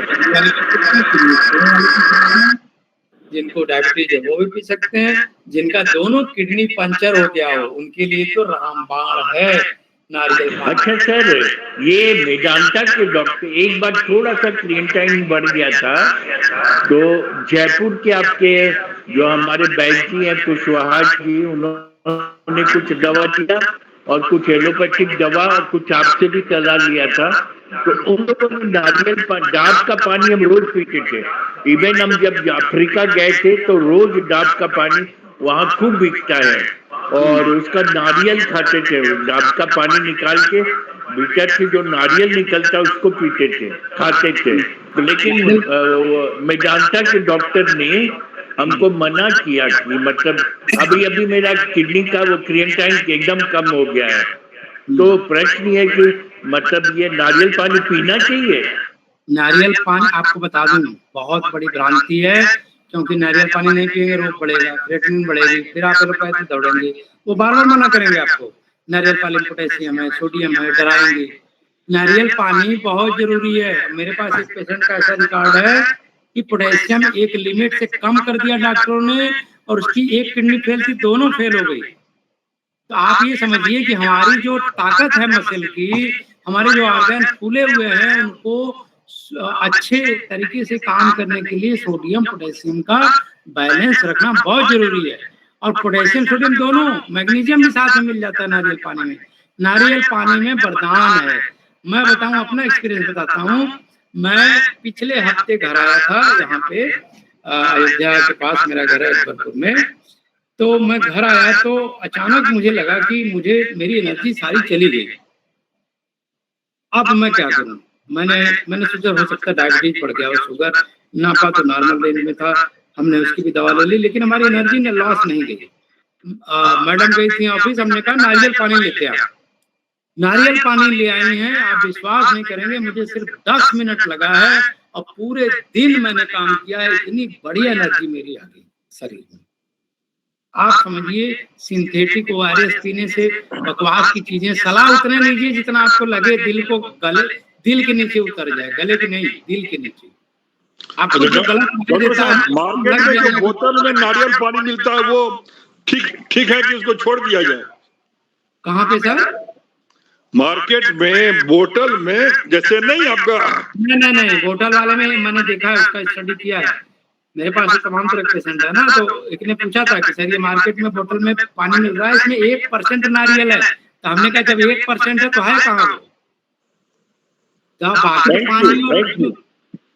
पानी और वो स्मेल और फ्लेवर और बाकी तो चीजें वही होगी। जैसे मैंगो वाला है, मैंगो फ्लेवर आ रहा है ना मार्केट में, मैंगो के नाम पे बिक रहे हैं, लेकिन उसमें मैंगो का 1% भी नहीं है, मैंगो का पल्प भी नहीं है। मैंगो पल्प में जिसमें मैंगो पल्प नहीं है, मुकदमा चला उस पर, तो उन लोगों ने कह दिया तो ब्रांड नेम है मैंगो। हमने कब कहा कि इसमें मैंगो? रियल जूस आजकल आ रहे हैं मार्केट में। फ्रॉड करने के तरीके आप देखिए ना, रियल के नाम से, रियल कुछ भी नहीं है। और उन्होंने डिक्लेयर किया अपने पैकेट में कि रियल नहीं है, फिर भी लोग पी रहे हैं धुआंधार मैंगो से। क्यों पी रहे हैं भैया? तो हम खुद ही अंधे हैं, दिक्कत इस बात। चलिए थैंक यू सर। आजकल हार्ट रोग 40-50 के बाद सबको, अब नाड़ी शोधन प्राणायाम की देखिए मैंने यहाँ पे बात करी है, कोई नहीं करता है, किसी को समझ ही नहीं आती। एक नागेश जी को समझ में आई बात, जरा नागेश जी अपना एक्सपीरियंस शेयर करिए, जब आपको नाड़ी शोधन प्राणायाम कराया तो आपको कैसा फील हुआ? सर मैं आपका अंधभक्त हूँ और अंधभक्त रहूंगा, मैं पब्लिकली कह रहा हूँ। आप चाहे तो मैं कोर्ट से एफिडेविट करा के दे दूंगा। जी सर, जी सर, बड़ी धन्यवाद। तो आप अपना एक्सपीरियंस शेयर करिए कि क्यों कराया था, किस लिए कराया था, और ये कैसे अलग है सारे प्राणायाम से। तो मैं बता देता हूँ एक सेकंड में। नाड़ी शोधन प्राणायाम ये 2 प्राणायाम का मिक्सचर है। अनुलोम विलोम करते हैं, अनुलोम विलोम कब करना चाहिए, कब नहीं करना चाहिए? जब आपको रोग हो नहीं करना चाहिए। आपको माइग्रेन हो, अनुलोम विलोम करेंगे बढ़ जाएगा। अब सवाल ये उठता है कि नाड़ी शोधन प्राणायाम कब होता है? नाड़ी शोधन प्राणायाम में, जैसा कि वर्ड ही बता रहा है, नाड़ी को शोधन करने वाला, यानी जो ब्लॉकेज है, किसी भी तरह की ब्लॉकेज होगी तो हमारा कोई न कोई रोग होगा। ब्लॉकेज होने से माइग्रेन होगा, ब्लॉकेज होने से हमारा डिप्रेशन होगा, ब्लॉकेज होने से हमारी एंजाइटी होगी, ब्लॉकेज होने से अभी स्टंट पड़ेगा हार्ट में। हार्ट डिजीज की बात कर रहे हैं, ध्यान दीजिएगा। हमने ब्लॉकेज खोला है इसी नाड़ी शोधन प्राणायाम से। माइग्रेन 10 मिनट में ठीक किया है इसी नाड़ी शोधन प्राणायाम से। पूरे शरीर में लेडी को दर्द था, सारी दवाएं खा ली, इसी से मैंने ठीक किया। कैसे? नाड़ी यानी स्त्री की अलग नाड़ी चलती है, पुरुष की अलग नाड़ी चलती है। जो राइट वाला नोज है वो पुरुष का है, सूर्य नाड़ी इसको कहते हैं। लेफ्ट वाला जो नोज है वो चंद्र नाड़ी कहते हैं, यानी मून। अब अगर जेंट्स का बायां वाला चलने लगे नाड़ी, रोग होगा, क्योंकि स्त्री का चलना चाहिए था वो पुरुष में चलने लगा, नहीं ठीक होगा। चाहे कितनी दवाएं खा ले, आप इंजेक्शन ले लें, बड़े बड़े नाम हॉस्पिटल में चले जाएं, 50-25 लाख रुपया दे भी दे, नहीं ठीक होगा। मेरा सर था, मेरी क्या नाड़ी शोधन प्राणायाम कर लीजिए, आधे घंटे सब ठीक हो जाएगा, सारी ब्लॉकेज ठीक हो जाएगी, ना स्टेंट पड़ेगा ना कुछ पड़ेगा। ब्लड थिनर के लिए जो दवाएं लेते हैं वो ब्लड क्लॉट करती हैं, सबसे हैरानी बात है, सब ले रहे हैं। क्या ले रहे हैं? एस्पिरिन। ब्लड थिनर है भैया, ब्लड थिनर। एस्पिरिन का 500 mg के ऊपर जिसने बंदे ने लिया उसका हार्ट अटैक हो गया। क्यों हार्ट अटैक हो गया? क्योंकि ब्लड क्लॉट कर दिया। आप आज तक बताइए कि अर्जुन की छाल का काढ़ा पी करके किसने कहा, कहां पे डॉक्यूमेंटेड है कि किसी का हार्ट अटैक हुआ है? 500 ग्राम में 1 किलोग्राम पी ले, वो अर्जुन की छाल पिया ही नहीं जाएगा, क्योंकि नेचर ने उसको इतना वो बनाया है, कसैला बनाया है कि एक लिमिट के बाद आपकी बॉडी वोमिट कर दे। और किसी एलोपैथिक दवा में ये है बॉडी को वोमिट करने का अधिकार ही नहीं है, क्योंकि सीधे वो ब्लड में जाएगा। ब्लड में कंसंट्रेशन, लोग मरने के लिए एस्पिरिन का यूज करना, सुसाइड करने के लिए एस्पिरिन का यूज। वो दवा कहाँ से हो गई? दवा तो वो होती है ना जो हमें ठीक करे। दवा तो हमने सोच में बना लिया है एलोपैथिक दवाओं को, केमिकल फैक्ट्रीज को, कि ये दवाएं हैं। अब जैसे नारियल पानी बॉटल बिक रहा है, नारियल जब रियल वाला मिल रहा है तो उसको क्यों ना पिए, हम बॉटल वाले क्यों जा रहे हैं? ये हमारे दिमाग में प्रश्न आना चाहिए। तो इसके लिए जिम्मेदार कोई पैथी नहीं है, स्वयं हम जिम्मेदार हैं अपने रोगों के, और अपने साथ जो दुर्दशा होती है उसके लिए हम स्वयं जिम्मेदार हैं। रक्त शुद्धि कारण एक्जिमा होता है, सोराइसिस होता है, तमाम तरह के मेलास्मा होता है, स्किन डिजीज होती है, SLE होता है, ऑटो इम्यून डिजीज तमाम तरह की होती हैं। कुछ नहीं करना है, शीतली प्राणायाम करिए, शरीर की गर्मी बढ़ गई है, नाक से खून गिर रहा है, शरीर को ठंडा कर देती है शीतली प्राणायाम। किसी को नहीं करना है, टाइम ही नहीं। नीम हल्दी पी रहे हो, नहीं कड़वा है बहुत, उसको नहीं पीना है। रक्त मोक्षण करा लो, नहीं पता नहीं क्या होता है, इससे तो साइड इफेक्ट होगा, इससे तो बहुत ज्यादा इंटरेक्शन हो जाएगा, बहुत खतरनाक है ये प्रचारित किया गया, हमारे दिमाग में भर दिया गया और हमने एक्सेप्ट कर लिया। आज मैं डॉक्टरेट हूँ, गोल्ड मेडलिस्ट हूँ, बहुत एक्सपीरियंस है। मैं दावे के साथ कर रहा हूँ, मेरी बात पे अगर 100% विश्वास कर, 90% विश्वास कर लेंगे, आपका बाल भी बांका नहीं होने दूंगा, ये शर्त है। लेकिन आप वही मानिए जो मैं कहता हूँ, 90% तो मानिए, 10% अपना दिमाग लगा दीजिए, दूसरों के लिए दरवाजा 10% खोलिए। अपने घर की जो पैथी है, जो नालंदा विश्वविद्यालय जलाई गई, उसका रीजन आज ने किसी ने जानने की कोशिश की कि नालंदा विश्वविद्यालय में रखा क्या था जिसको जलाया गया। उसमें आयुर्वेद की बड़ी बड़ी किताबें थी, प्राणायाम की बहुत बड़ी बड़ी किताबें थी, अध्यात्म की बहुत बड़ी बड़ी किताबें थी। उनको अंग्रेजों ने निकाल लिया जो मूल किताबें थी, और इनके पास कुछ न बचे, उसकी प्रतिलिपि न बचे। उसको चूंकि पूरा ढो के ले नहीं जा सकते थे, कलकत्ता के रास्ते वो चला गया। आज भी लंदन की लाइब्रेरी में मौजूद है और उसको लाने वाला कोई नहीं है। मूल प्रति है, वो देते नहीं है। वो हजारों लाखों डॉलर मांगते हैं कि आपकी ये चीज मैं दूंगा तभी जब इतना पैसा दोगे। जैसे एक दिन नागेश जी ने बहुत बढ़िया किताब शेयर किया था, मुझे याद है, सनातन के ऊपर इंग्लिश में लिखी गई थी। वो भी कितनी 1854 या 1823 की लिखी, उससे पहले की किताब रही होगी। आज भी वो मेरे पास पड़ी है, अंग्रेजी में लिखी हुई थी, हिंदी या संस्कृत में नहीं लिखी।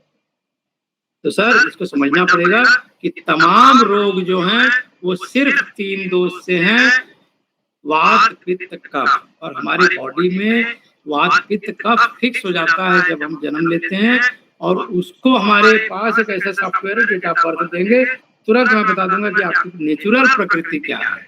उसके हिसाब से मैं दवा बनाने की कोशिश करता हूँ, उसके हिसाब से सिम्टम से भी पता लग जाता है, उससे भी पता लग जाता है। वो तो कितना एक्सपीरियंस है आपका, कितना लंबा जानकारी है, कितनी डेप्थ में जानकारी है, वो फिर पकड़ लेता है और 3 से 5 दिन में आपको ठीक कर देता है। लंबा तो जाना ही नहीं किसी चीज में, आपको मैक्सिमम चीजों की जानकारी रहेगी। मैंने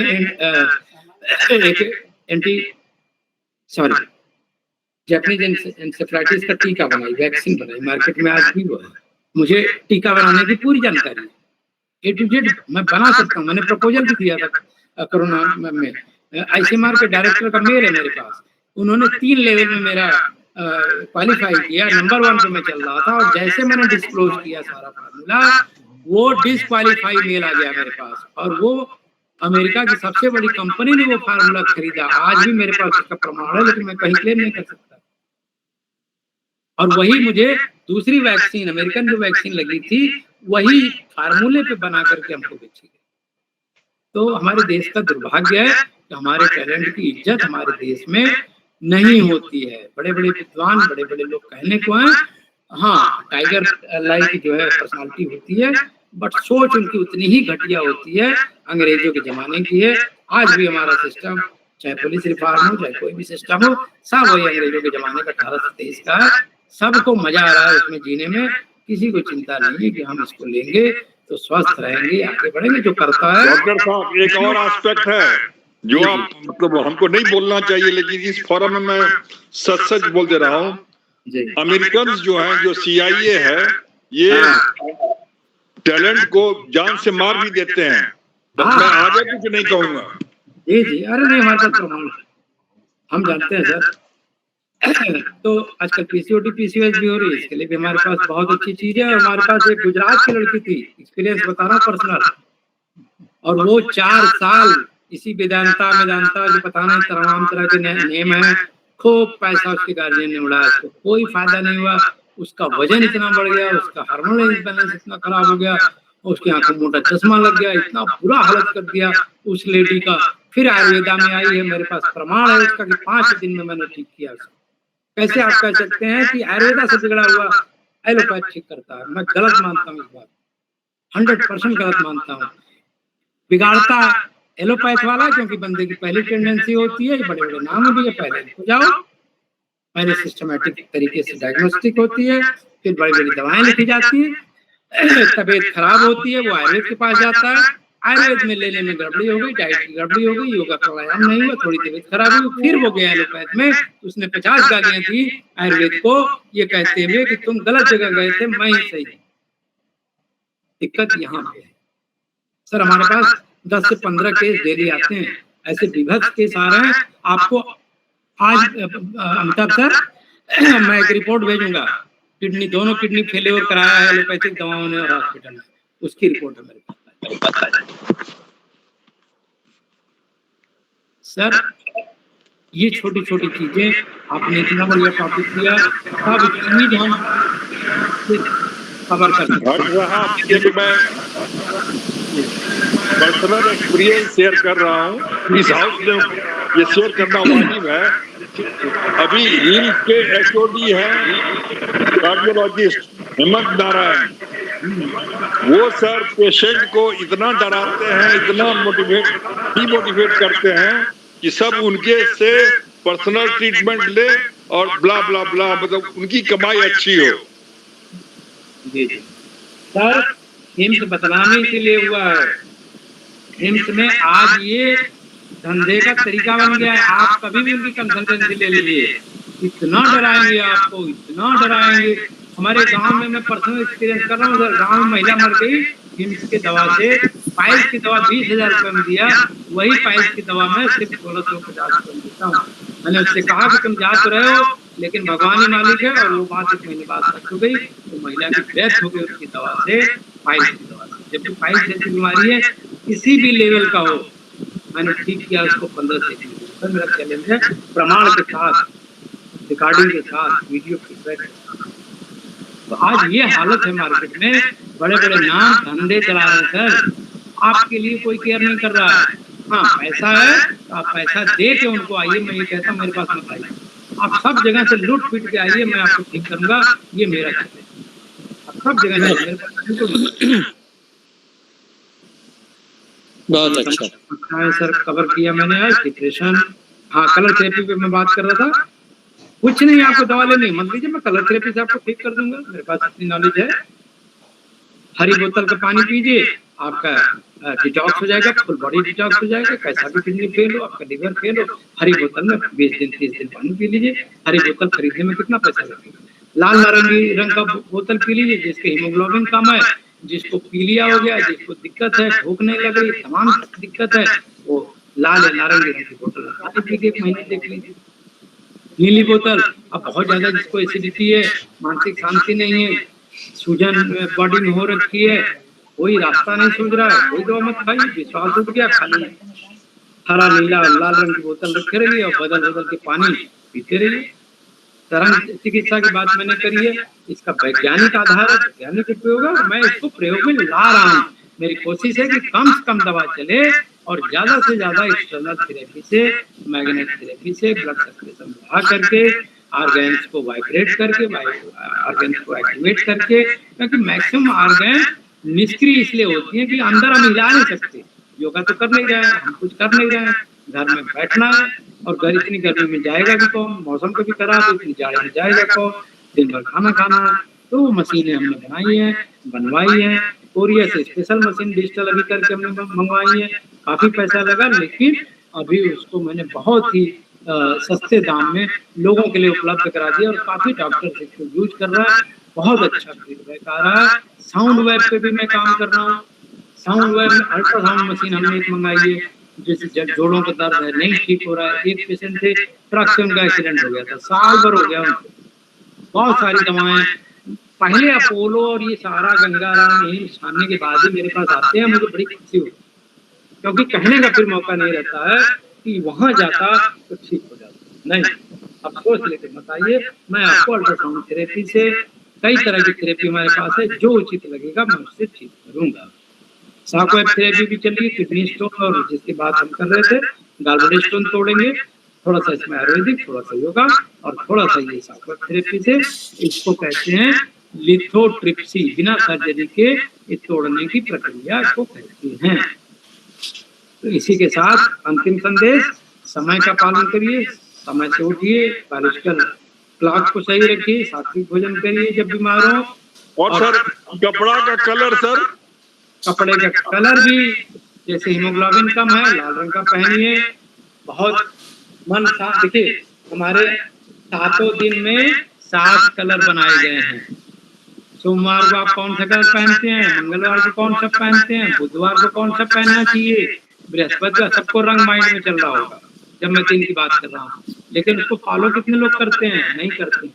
शनिवार को कौन सा कपड़ा पहनना चाहिए बताइए? काला, नीला है या काला? सबसे बढ़िया। संडे को कौन सा पहनना चाहिए? सफेद, सफेद। संडे को सफेद। हाँ, सूर्य एक्टिवेट होगा। मंडे को कौन सा पहनना चाहिए?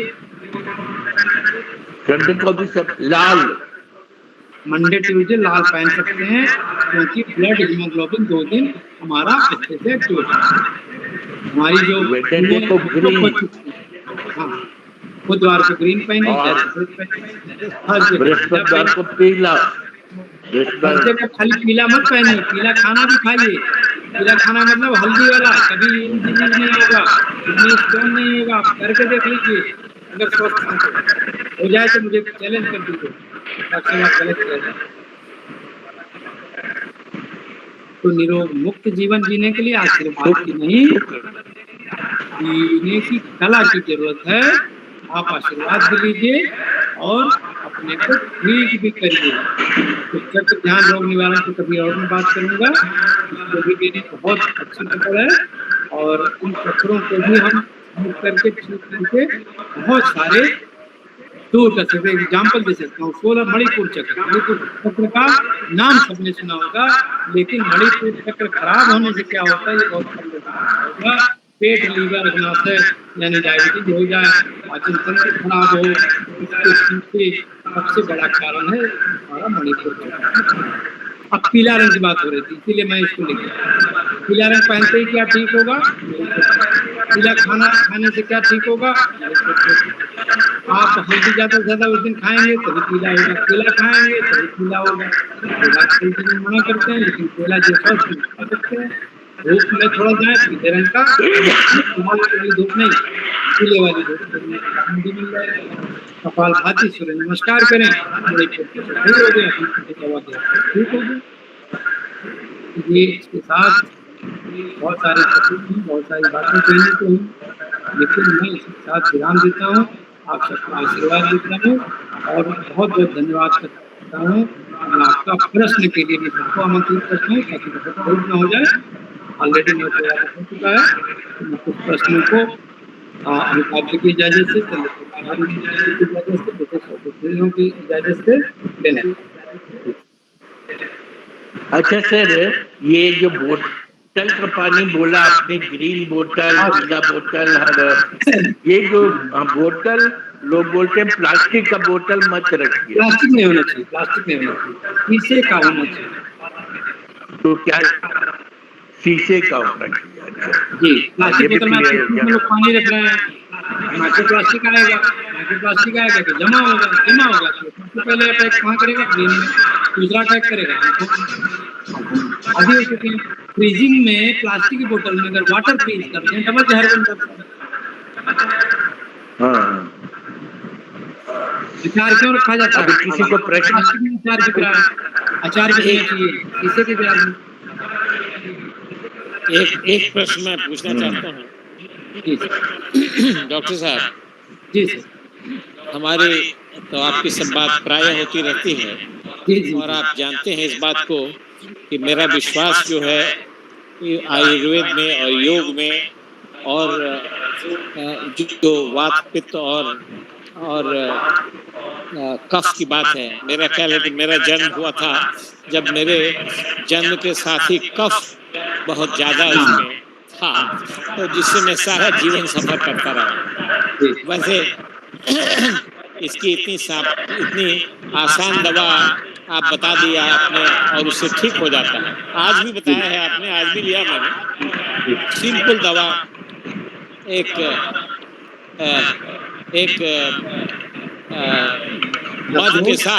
मध के साथ काली मिर्च और अदरक बना करके तुरंत फायदा हुआ। वैसे ही 10 मूल खाया तो तुरंत फायदा हुआ, आपने देखा। और मैं एक बात बता देता हूँ कि मिसअंडरस्टैंड नहीं करेंगे, कभी कभी मेरी बात ठीक से लोगों को समझ में नहीं आती है।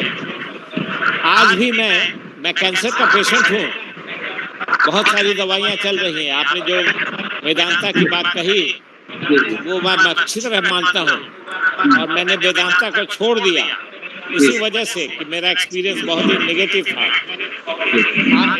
ऑपरेशन वहां से कराया, लेकिन मैं अगला ट्रीटमेंट वहां से नहीं करा रहा हूँ। और मैं जो भी दवा आपकी लेता हूँ वो अपने कैंसर के ट्रीटमेंट के जो डॉक्टर हैं उनको मैं अच्छी तरह पहले बता देता हूँ। जैसे मैं कॉन्स्टिपेशन के लिए दवा आपकी ले रहा हूँ, आपको पता है, लेकिन हमारे जो डॉक्टर हैं उनको मैं कह देता हूँ, छिपाता नहीं हूँ कि हम ये आयुर्वेदिक की दवाई ये ले रहा हूँ। उनको बताता हूँ और उनसे पूछता हूँ कि इसमें कोई इंग्रेडिएंट्स में झगड़ा तो नहीं है, और वो कहते हैं कि नहीं, ये झगड़ा नहीं है। झगड़ा होता जरूर है, लेकिन वो इतने अच्छे डॉक्टर हैं, मुझे भी समझते हैं, और वो पेशेंट हैं। वो ऐसे डॉक्टर होते हैं जो पेशेंट को 1 मिनट भी टाइम नहीं देते हैं।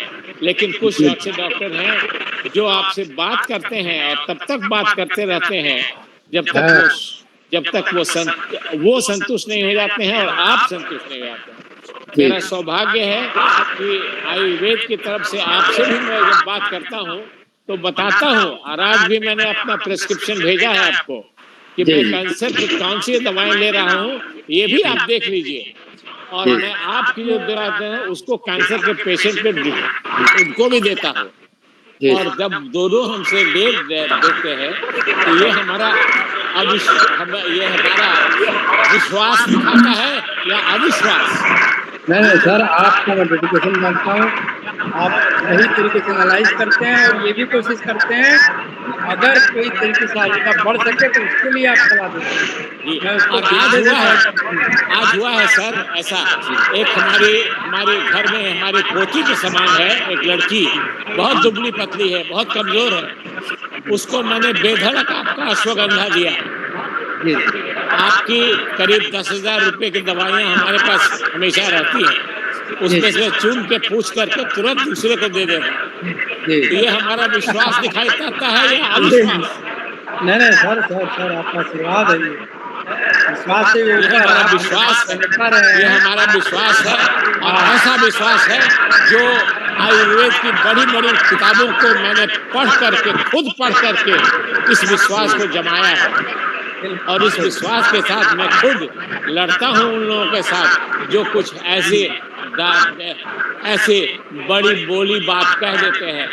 एक किडनी के जो ऑल इंडिया नेफ्रोलॉजी के जो प्रेसिडेंट हैं उन्होंने कहा था ऐसी बात, तो उनका मैंने जवाब दिया कि ये कैसे आप कह सकते हैं जब तक आपने जाना ही नहीं कि कौन सी दवा किसने दवा दी, तो कैसे कह सकते। तो ये बात है कि हम लोग सबको जागरूक करने का जो काम आप कर रहे हैं, इसके लिए ईश्वर का ईश्वर का ब्लेसिंग है। और हम लोग बड़े सौभाग्यशाली हैं कि आपका सौजन्य हमें मिल रहा है। और अमिताभ जी जरूर हमको सुनेंगे, लेकिन बाद में समझेंगे कि हमारी भ्रांतियाँ थी वो इसलिए होती हैं कि सबको दोनों पक्ष की बातें, तीनों पक्ष की बातें, और अगर विपक्ष की बातें हैं तो वो भी सुनी जाए और डिसीजन अपना ही लिया जाए। क्योंकि हर आदमी को दिमाग है, कॉन्शियस है, दिल है और अनुभव है, तो उसके अनुसार वो डिसाइड। कौन कहेगा कि डॉक्टर जो है, ऐसे डॉक्टर हैं यहाँ पर जो 2 मिनट भी नहीं सुनते हैं आपको और दवा लिखना शुरू कर देते हैं। उनको मैं कहता हूँ, मैं तो सोसाइटी के प्रेसिडेंट के रूप में कहता हूँ कि ऐसे लोगों को अगर पाटलिपुत्रा जगह मिली है तो सोसाइटी को यह कहना चाहिए कि ऐसे लोग 15 मिनट से अगर कम समय देंगे किसी को तो उनको इस सोसाइटी में प्रैक्टिस करने का कोई अधिकार नहीं होना चाहिए। तो हम तो इस हद तक जाते हैं समाज के लिए, और इसलिए हम आगे बढ़ते हैं कि देखिए साइंस का एक ही अर्थ है, साइंस का अर्थ है संवाद, विवेचन, अन्वेषण। आप भी अन्वेषण की बात करते हैं। आपने खुद ही कहा है कि R&D में सरकार आपको अपने हाथ खींच लेती है। उस सरकार को धिक्कार है जो R&D से अपना हाथ खींची है। तो देखने को तो मिल रहा है कि सरकारें आती हैं लेकिन अपने स्वार्थ सिद्धि से काम करती हैं, जो अभी दिखाई पड़ रहा है, जिसके अनेकों प्रमाण मिल रहे हैं घर बैठे। गलियों में बैठे ये IAS ऑफिसर है, ये कोई भी ऑफिसर, इनकी पूजा करने का हमें कोई जरूरत नहीं है। हाँ, इक्के दुक्के अफसर हैं जो पूजनीय हैं, लेकिन सामूहिक रूप से वो इस अधिकार के ये अधिकारी नहीं है। उनको तो अक्रॉस द बोर्ड उनको रिजेक्ट करना चाहिए, उनकी पूजा नहीं करनी चाहिए। खैर, इन बातों को मैं आगे नहीं बढ़ाना चाहता हूँ, लेकिन अगर आप सब लोग सब बात करते हैं तो कई पक्षों की बात सुनने का मौका जरूर देना चाहिए। धन्यवाद।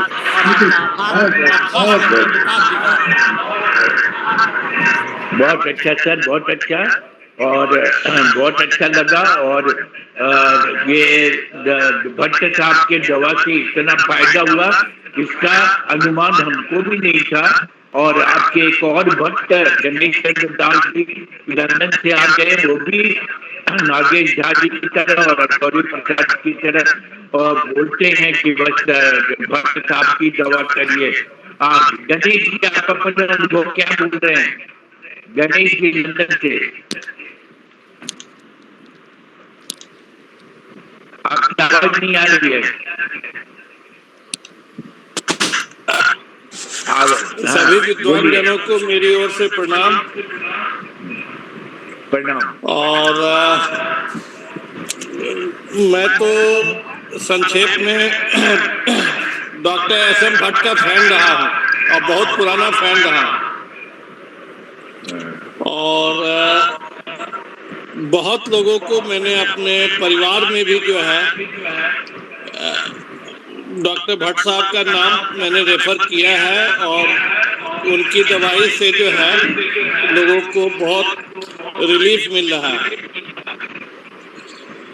तो और अभी अखौरी साहब को भी जो सुना, उससे काफ़ी अच्छा लगा कि जो है हमारे इतने अनुभवी विद्वान अखौरी साहब भी जो है भट्ट साहब की जो है प्रशंसा करते हुए नहीं थकते।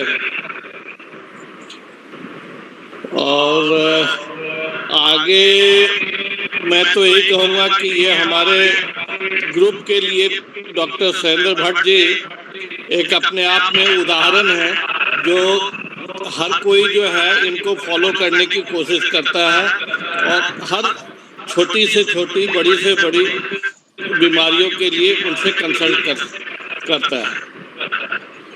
इन्हीं शब्दों के साथ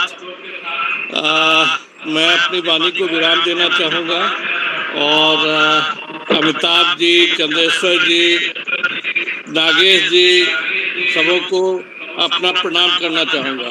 बहुत बहुत धन्यवाद। Thank you. बहुत बढ़िया। हमारे बीच में एक आदरणीय गोपाल शंकर साहब, हमारे गार्जियन, तो वो भी हमारे साथ हैं। मैं गोपाल साहब का अनुभव भी जानना चाहूँगा। आयुर्वेद और योग का आपको कैसा क्लास लगा? गोपाल शंकर साहब IAS पदाधिकारी और बहुत सरल और बहुत अच्छे विचारधारा के सात्विक पुरुष है। डॉक्टर साहब को मैंने, और मुझे पूरा विश्वास, पहले से विश्वास करता था आयुर्वेद पर, क्योंकि हमको एलोपैथिक से बहुत निराशा हुई है।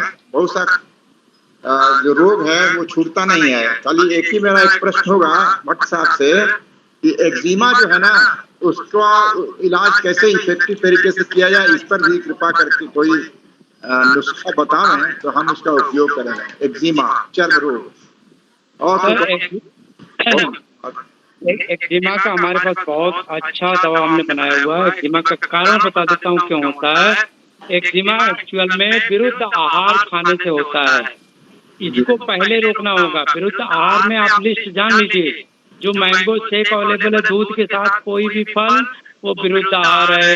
दूध के साथ कटहल विरुद्ध आहार है।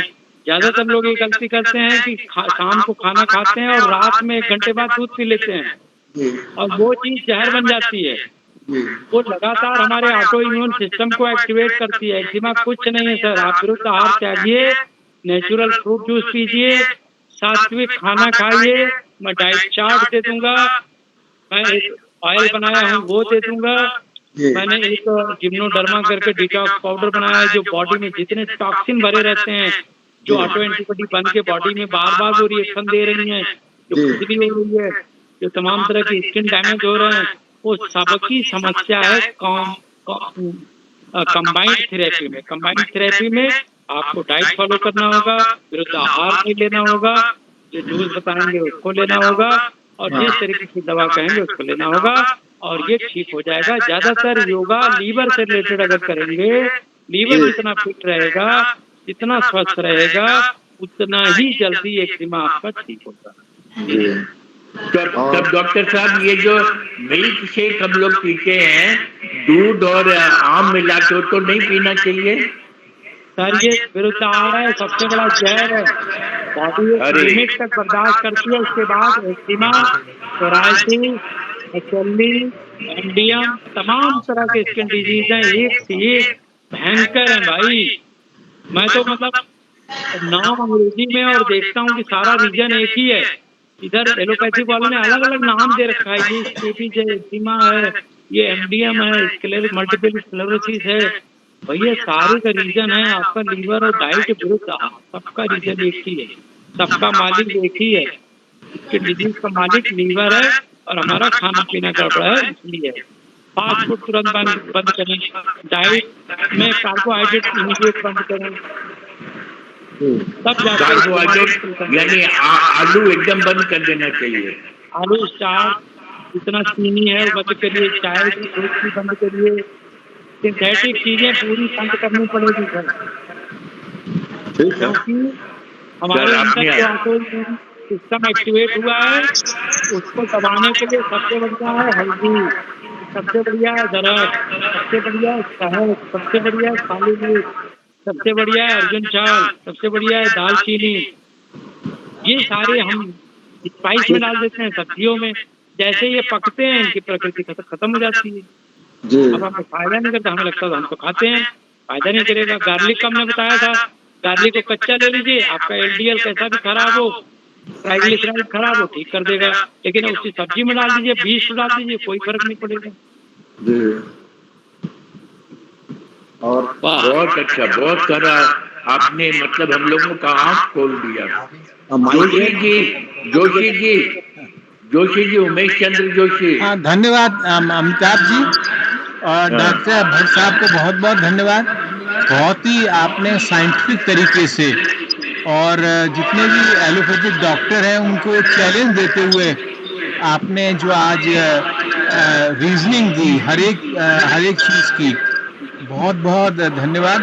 और मैं भी डॉक्टर भट्ट साहब से व्यक्तिगत रूप से संपर्क करूंगा, क्योंकि फौजी माहेश्वर प्रसाद जी, नागेश झा जी, गणेश कुमार जी ने और नागेश जी ने जो बहुत बताया डॉक्टर साहब के बारे में, रियली बहुत ही वैज्ञानिक तरीके से वार्ता दी और लॉजिक दिया कि आयुर्वेद किस प्रकार से हमारे लिए एक वरदान है। बहुत बहुत धन्यवाद डॉक्टर साहब को और डॉक्टर अमिताभ जी। चंद्रेश्वर खान जी भी उनके बहुत बड़े भक्त हैं, चंद्रेश्वर खान जी भी उनकी बहुत बड़ाई करते हैं। सुनील कुमार शर्मा जयपुर से, आप क्या बोलेंगे?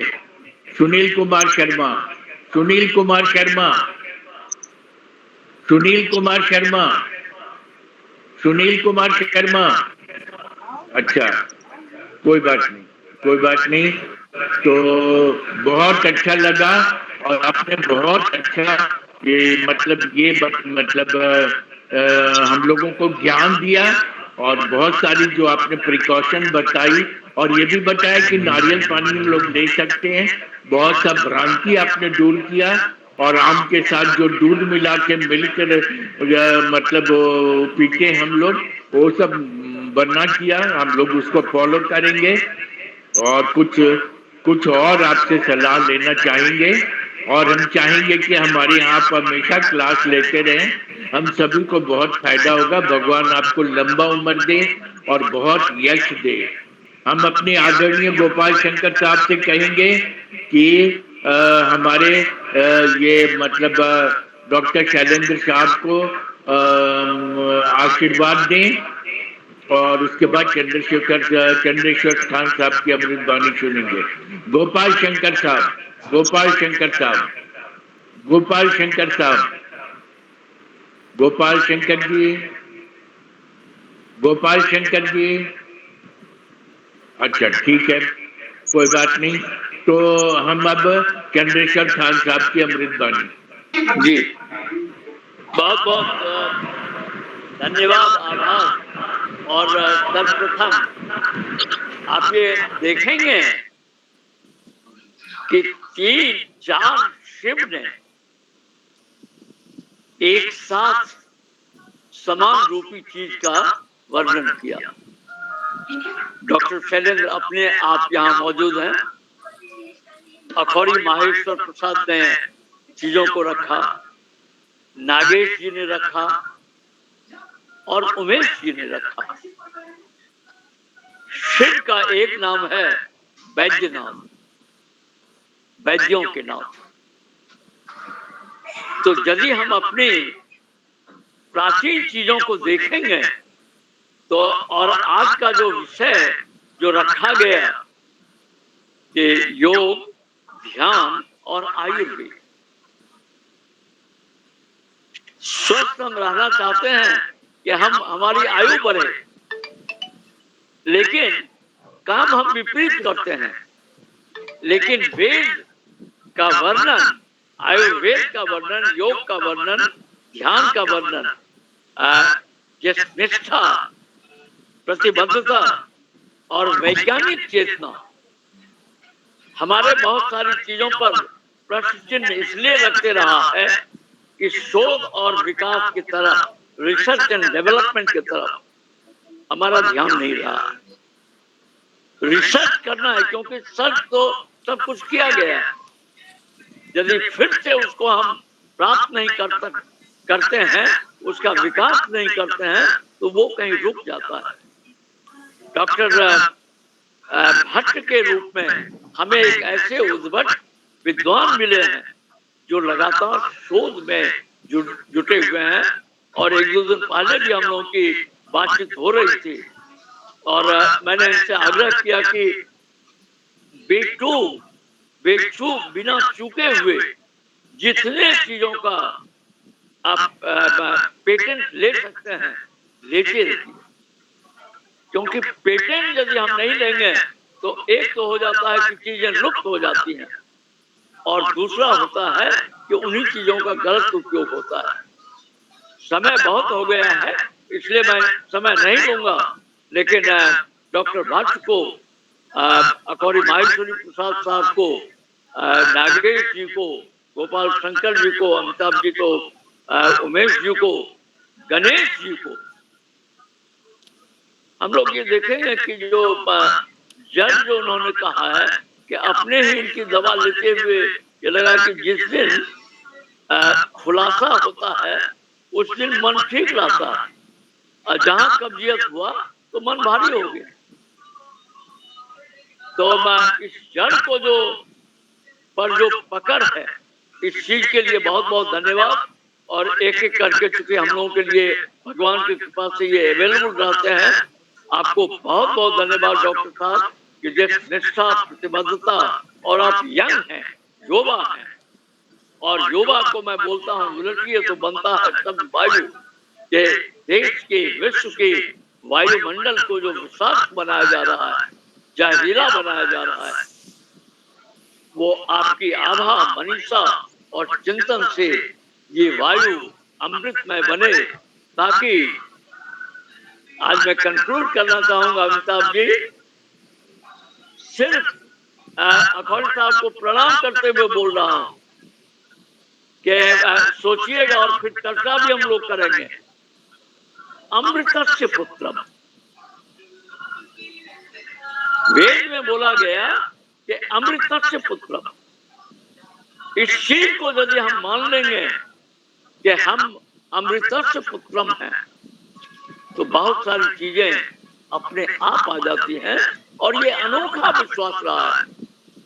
मैं किसी की निंदा नहीं करूंगा, लेकिन ये कॉन्सेप्ट जो दिया गया था अमृतस्य पुत्रम, उसको यदि एक एक आदमी अपनी भावना में लाते रहे तो बहुत सारी जो गड़बड़ियां आ जाती है वो अपने आप नहीं आएंगी। इतने समय तक निष्ठा पूर्वक डटे रहने के लिए और इनको श्रवण करने के लिए हम सबों को धन्यवाद देते हैं, प्रणाम करते हैं।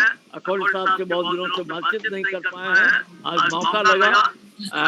जुड़े हुए हाथ, झुके हुए माथे और खुले दिल से बहुत बहुत प्रणाम, आभार, धन्यवाद। Thank you so much. बहुत बहुत प्रणाम। सर अखौरी सर के लिए सर एक मैसेज है सर। अखौरी सर जब सुबह उठते हैं तो एक योगिनी है 64 में, वैद्य रूपा, उनको 3 बार नाम जपिए सर बस। फिर से बोलिए जरा। वैद्य रूपा। किस कौन? वैद्य रूपा। हाँ ठीक है, सिर्फ इतना इसको ही। जैसे सुबह उठते हैं 3 बार इस योगिनी का नाम जाप कीजिए। वैद्य रूपा। वैसे 108 बार जब आपको टाइम मिले दिन भर में कर सकते हैं। आप जब कैंसर बोले मैं बहुत दुखित हो गया सर, आपसे बहुत लगाव है, प्रेम है, इसलिए बोल रहा हूँ। Thank you sir. हमारे तो बहुत, हमारा प्रेम आपके लिए। आप तो हमारे नागेश और महेश में क्या फर्क है? अच्छा, अब शिवा, एक हमारे ग्रुप में शिवा भी है। शिवा जी आप कुछ बोलना चाहेंगे? शिवा आप कुछ बोलना चाहेंगे? तो ठीक है, अगली बार एक मखाना के व्यापारी जो विदेश में भी व्यापार करते हैं, उन्होंने इच्छा जताई है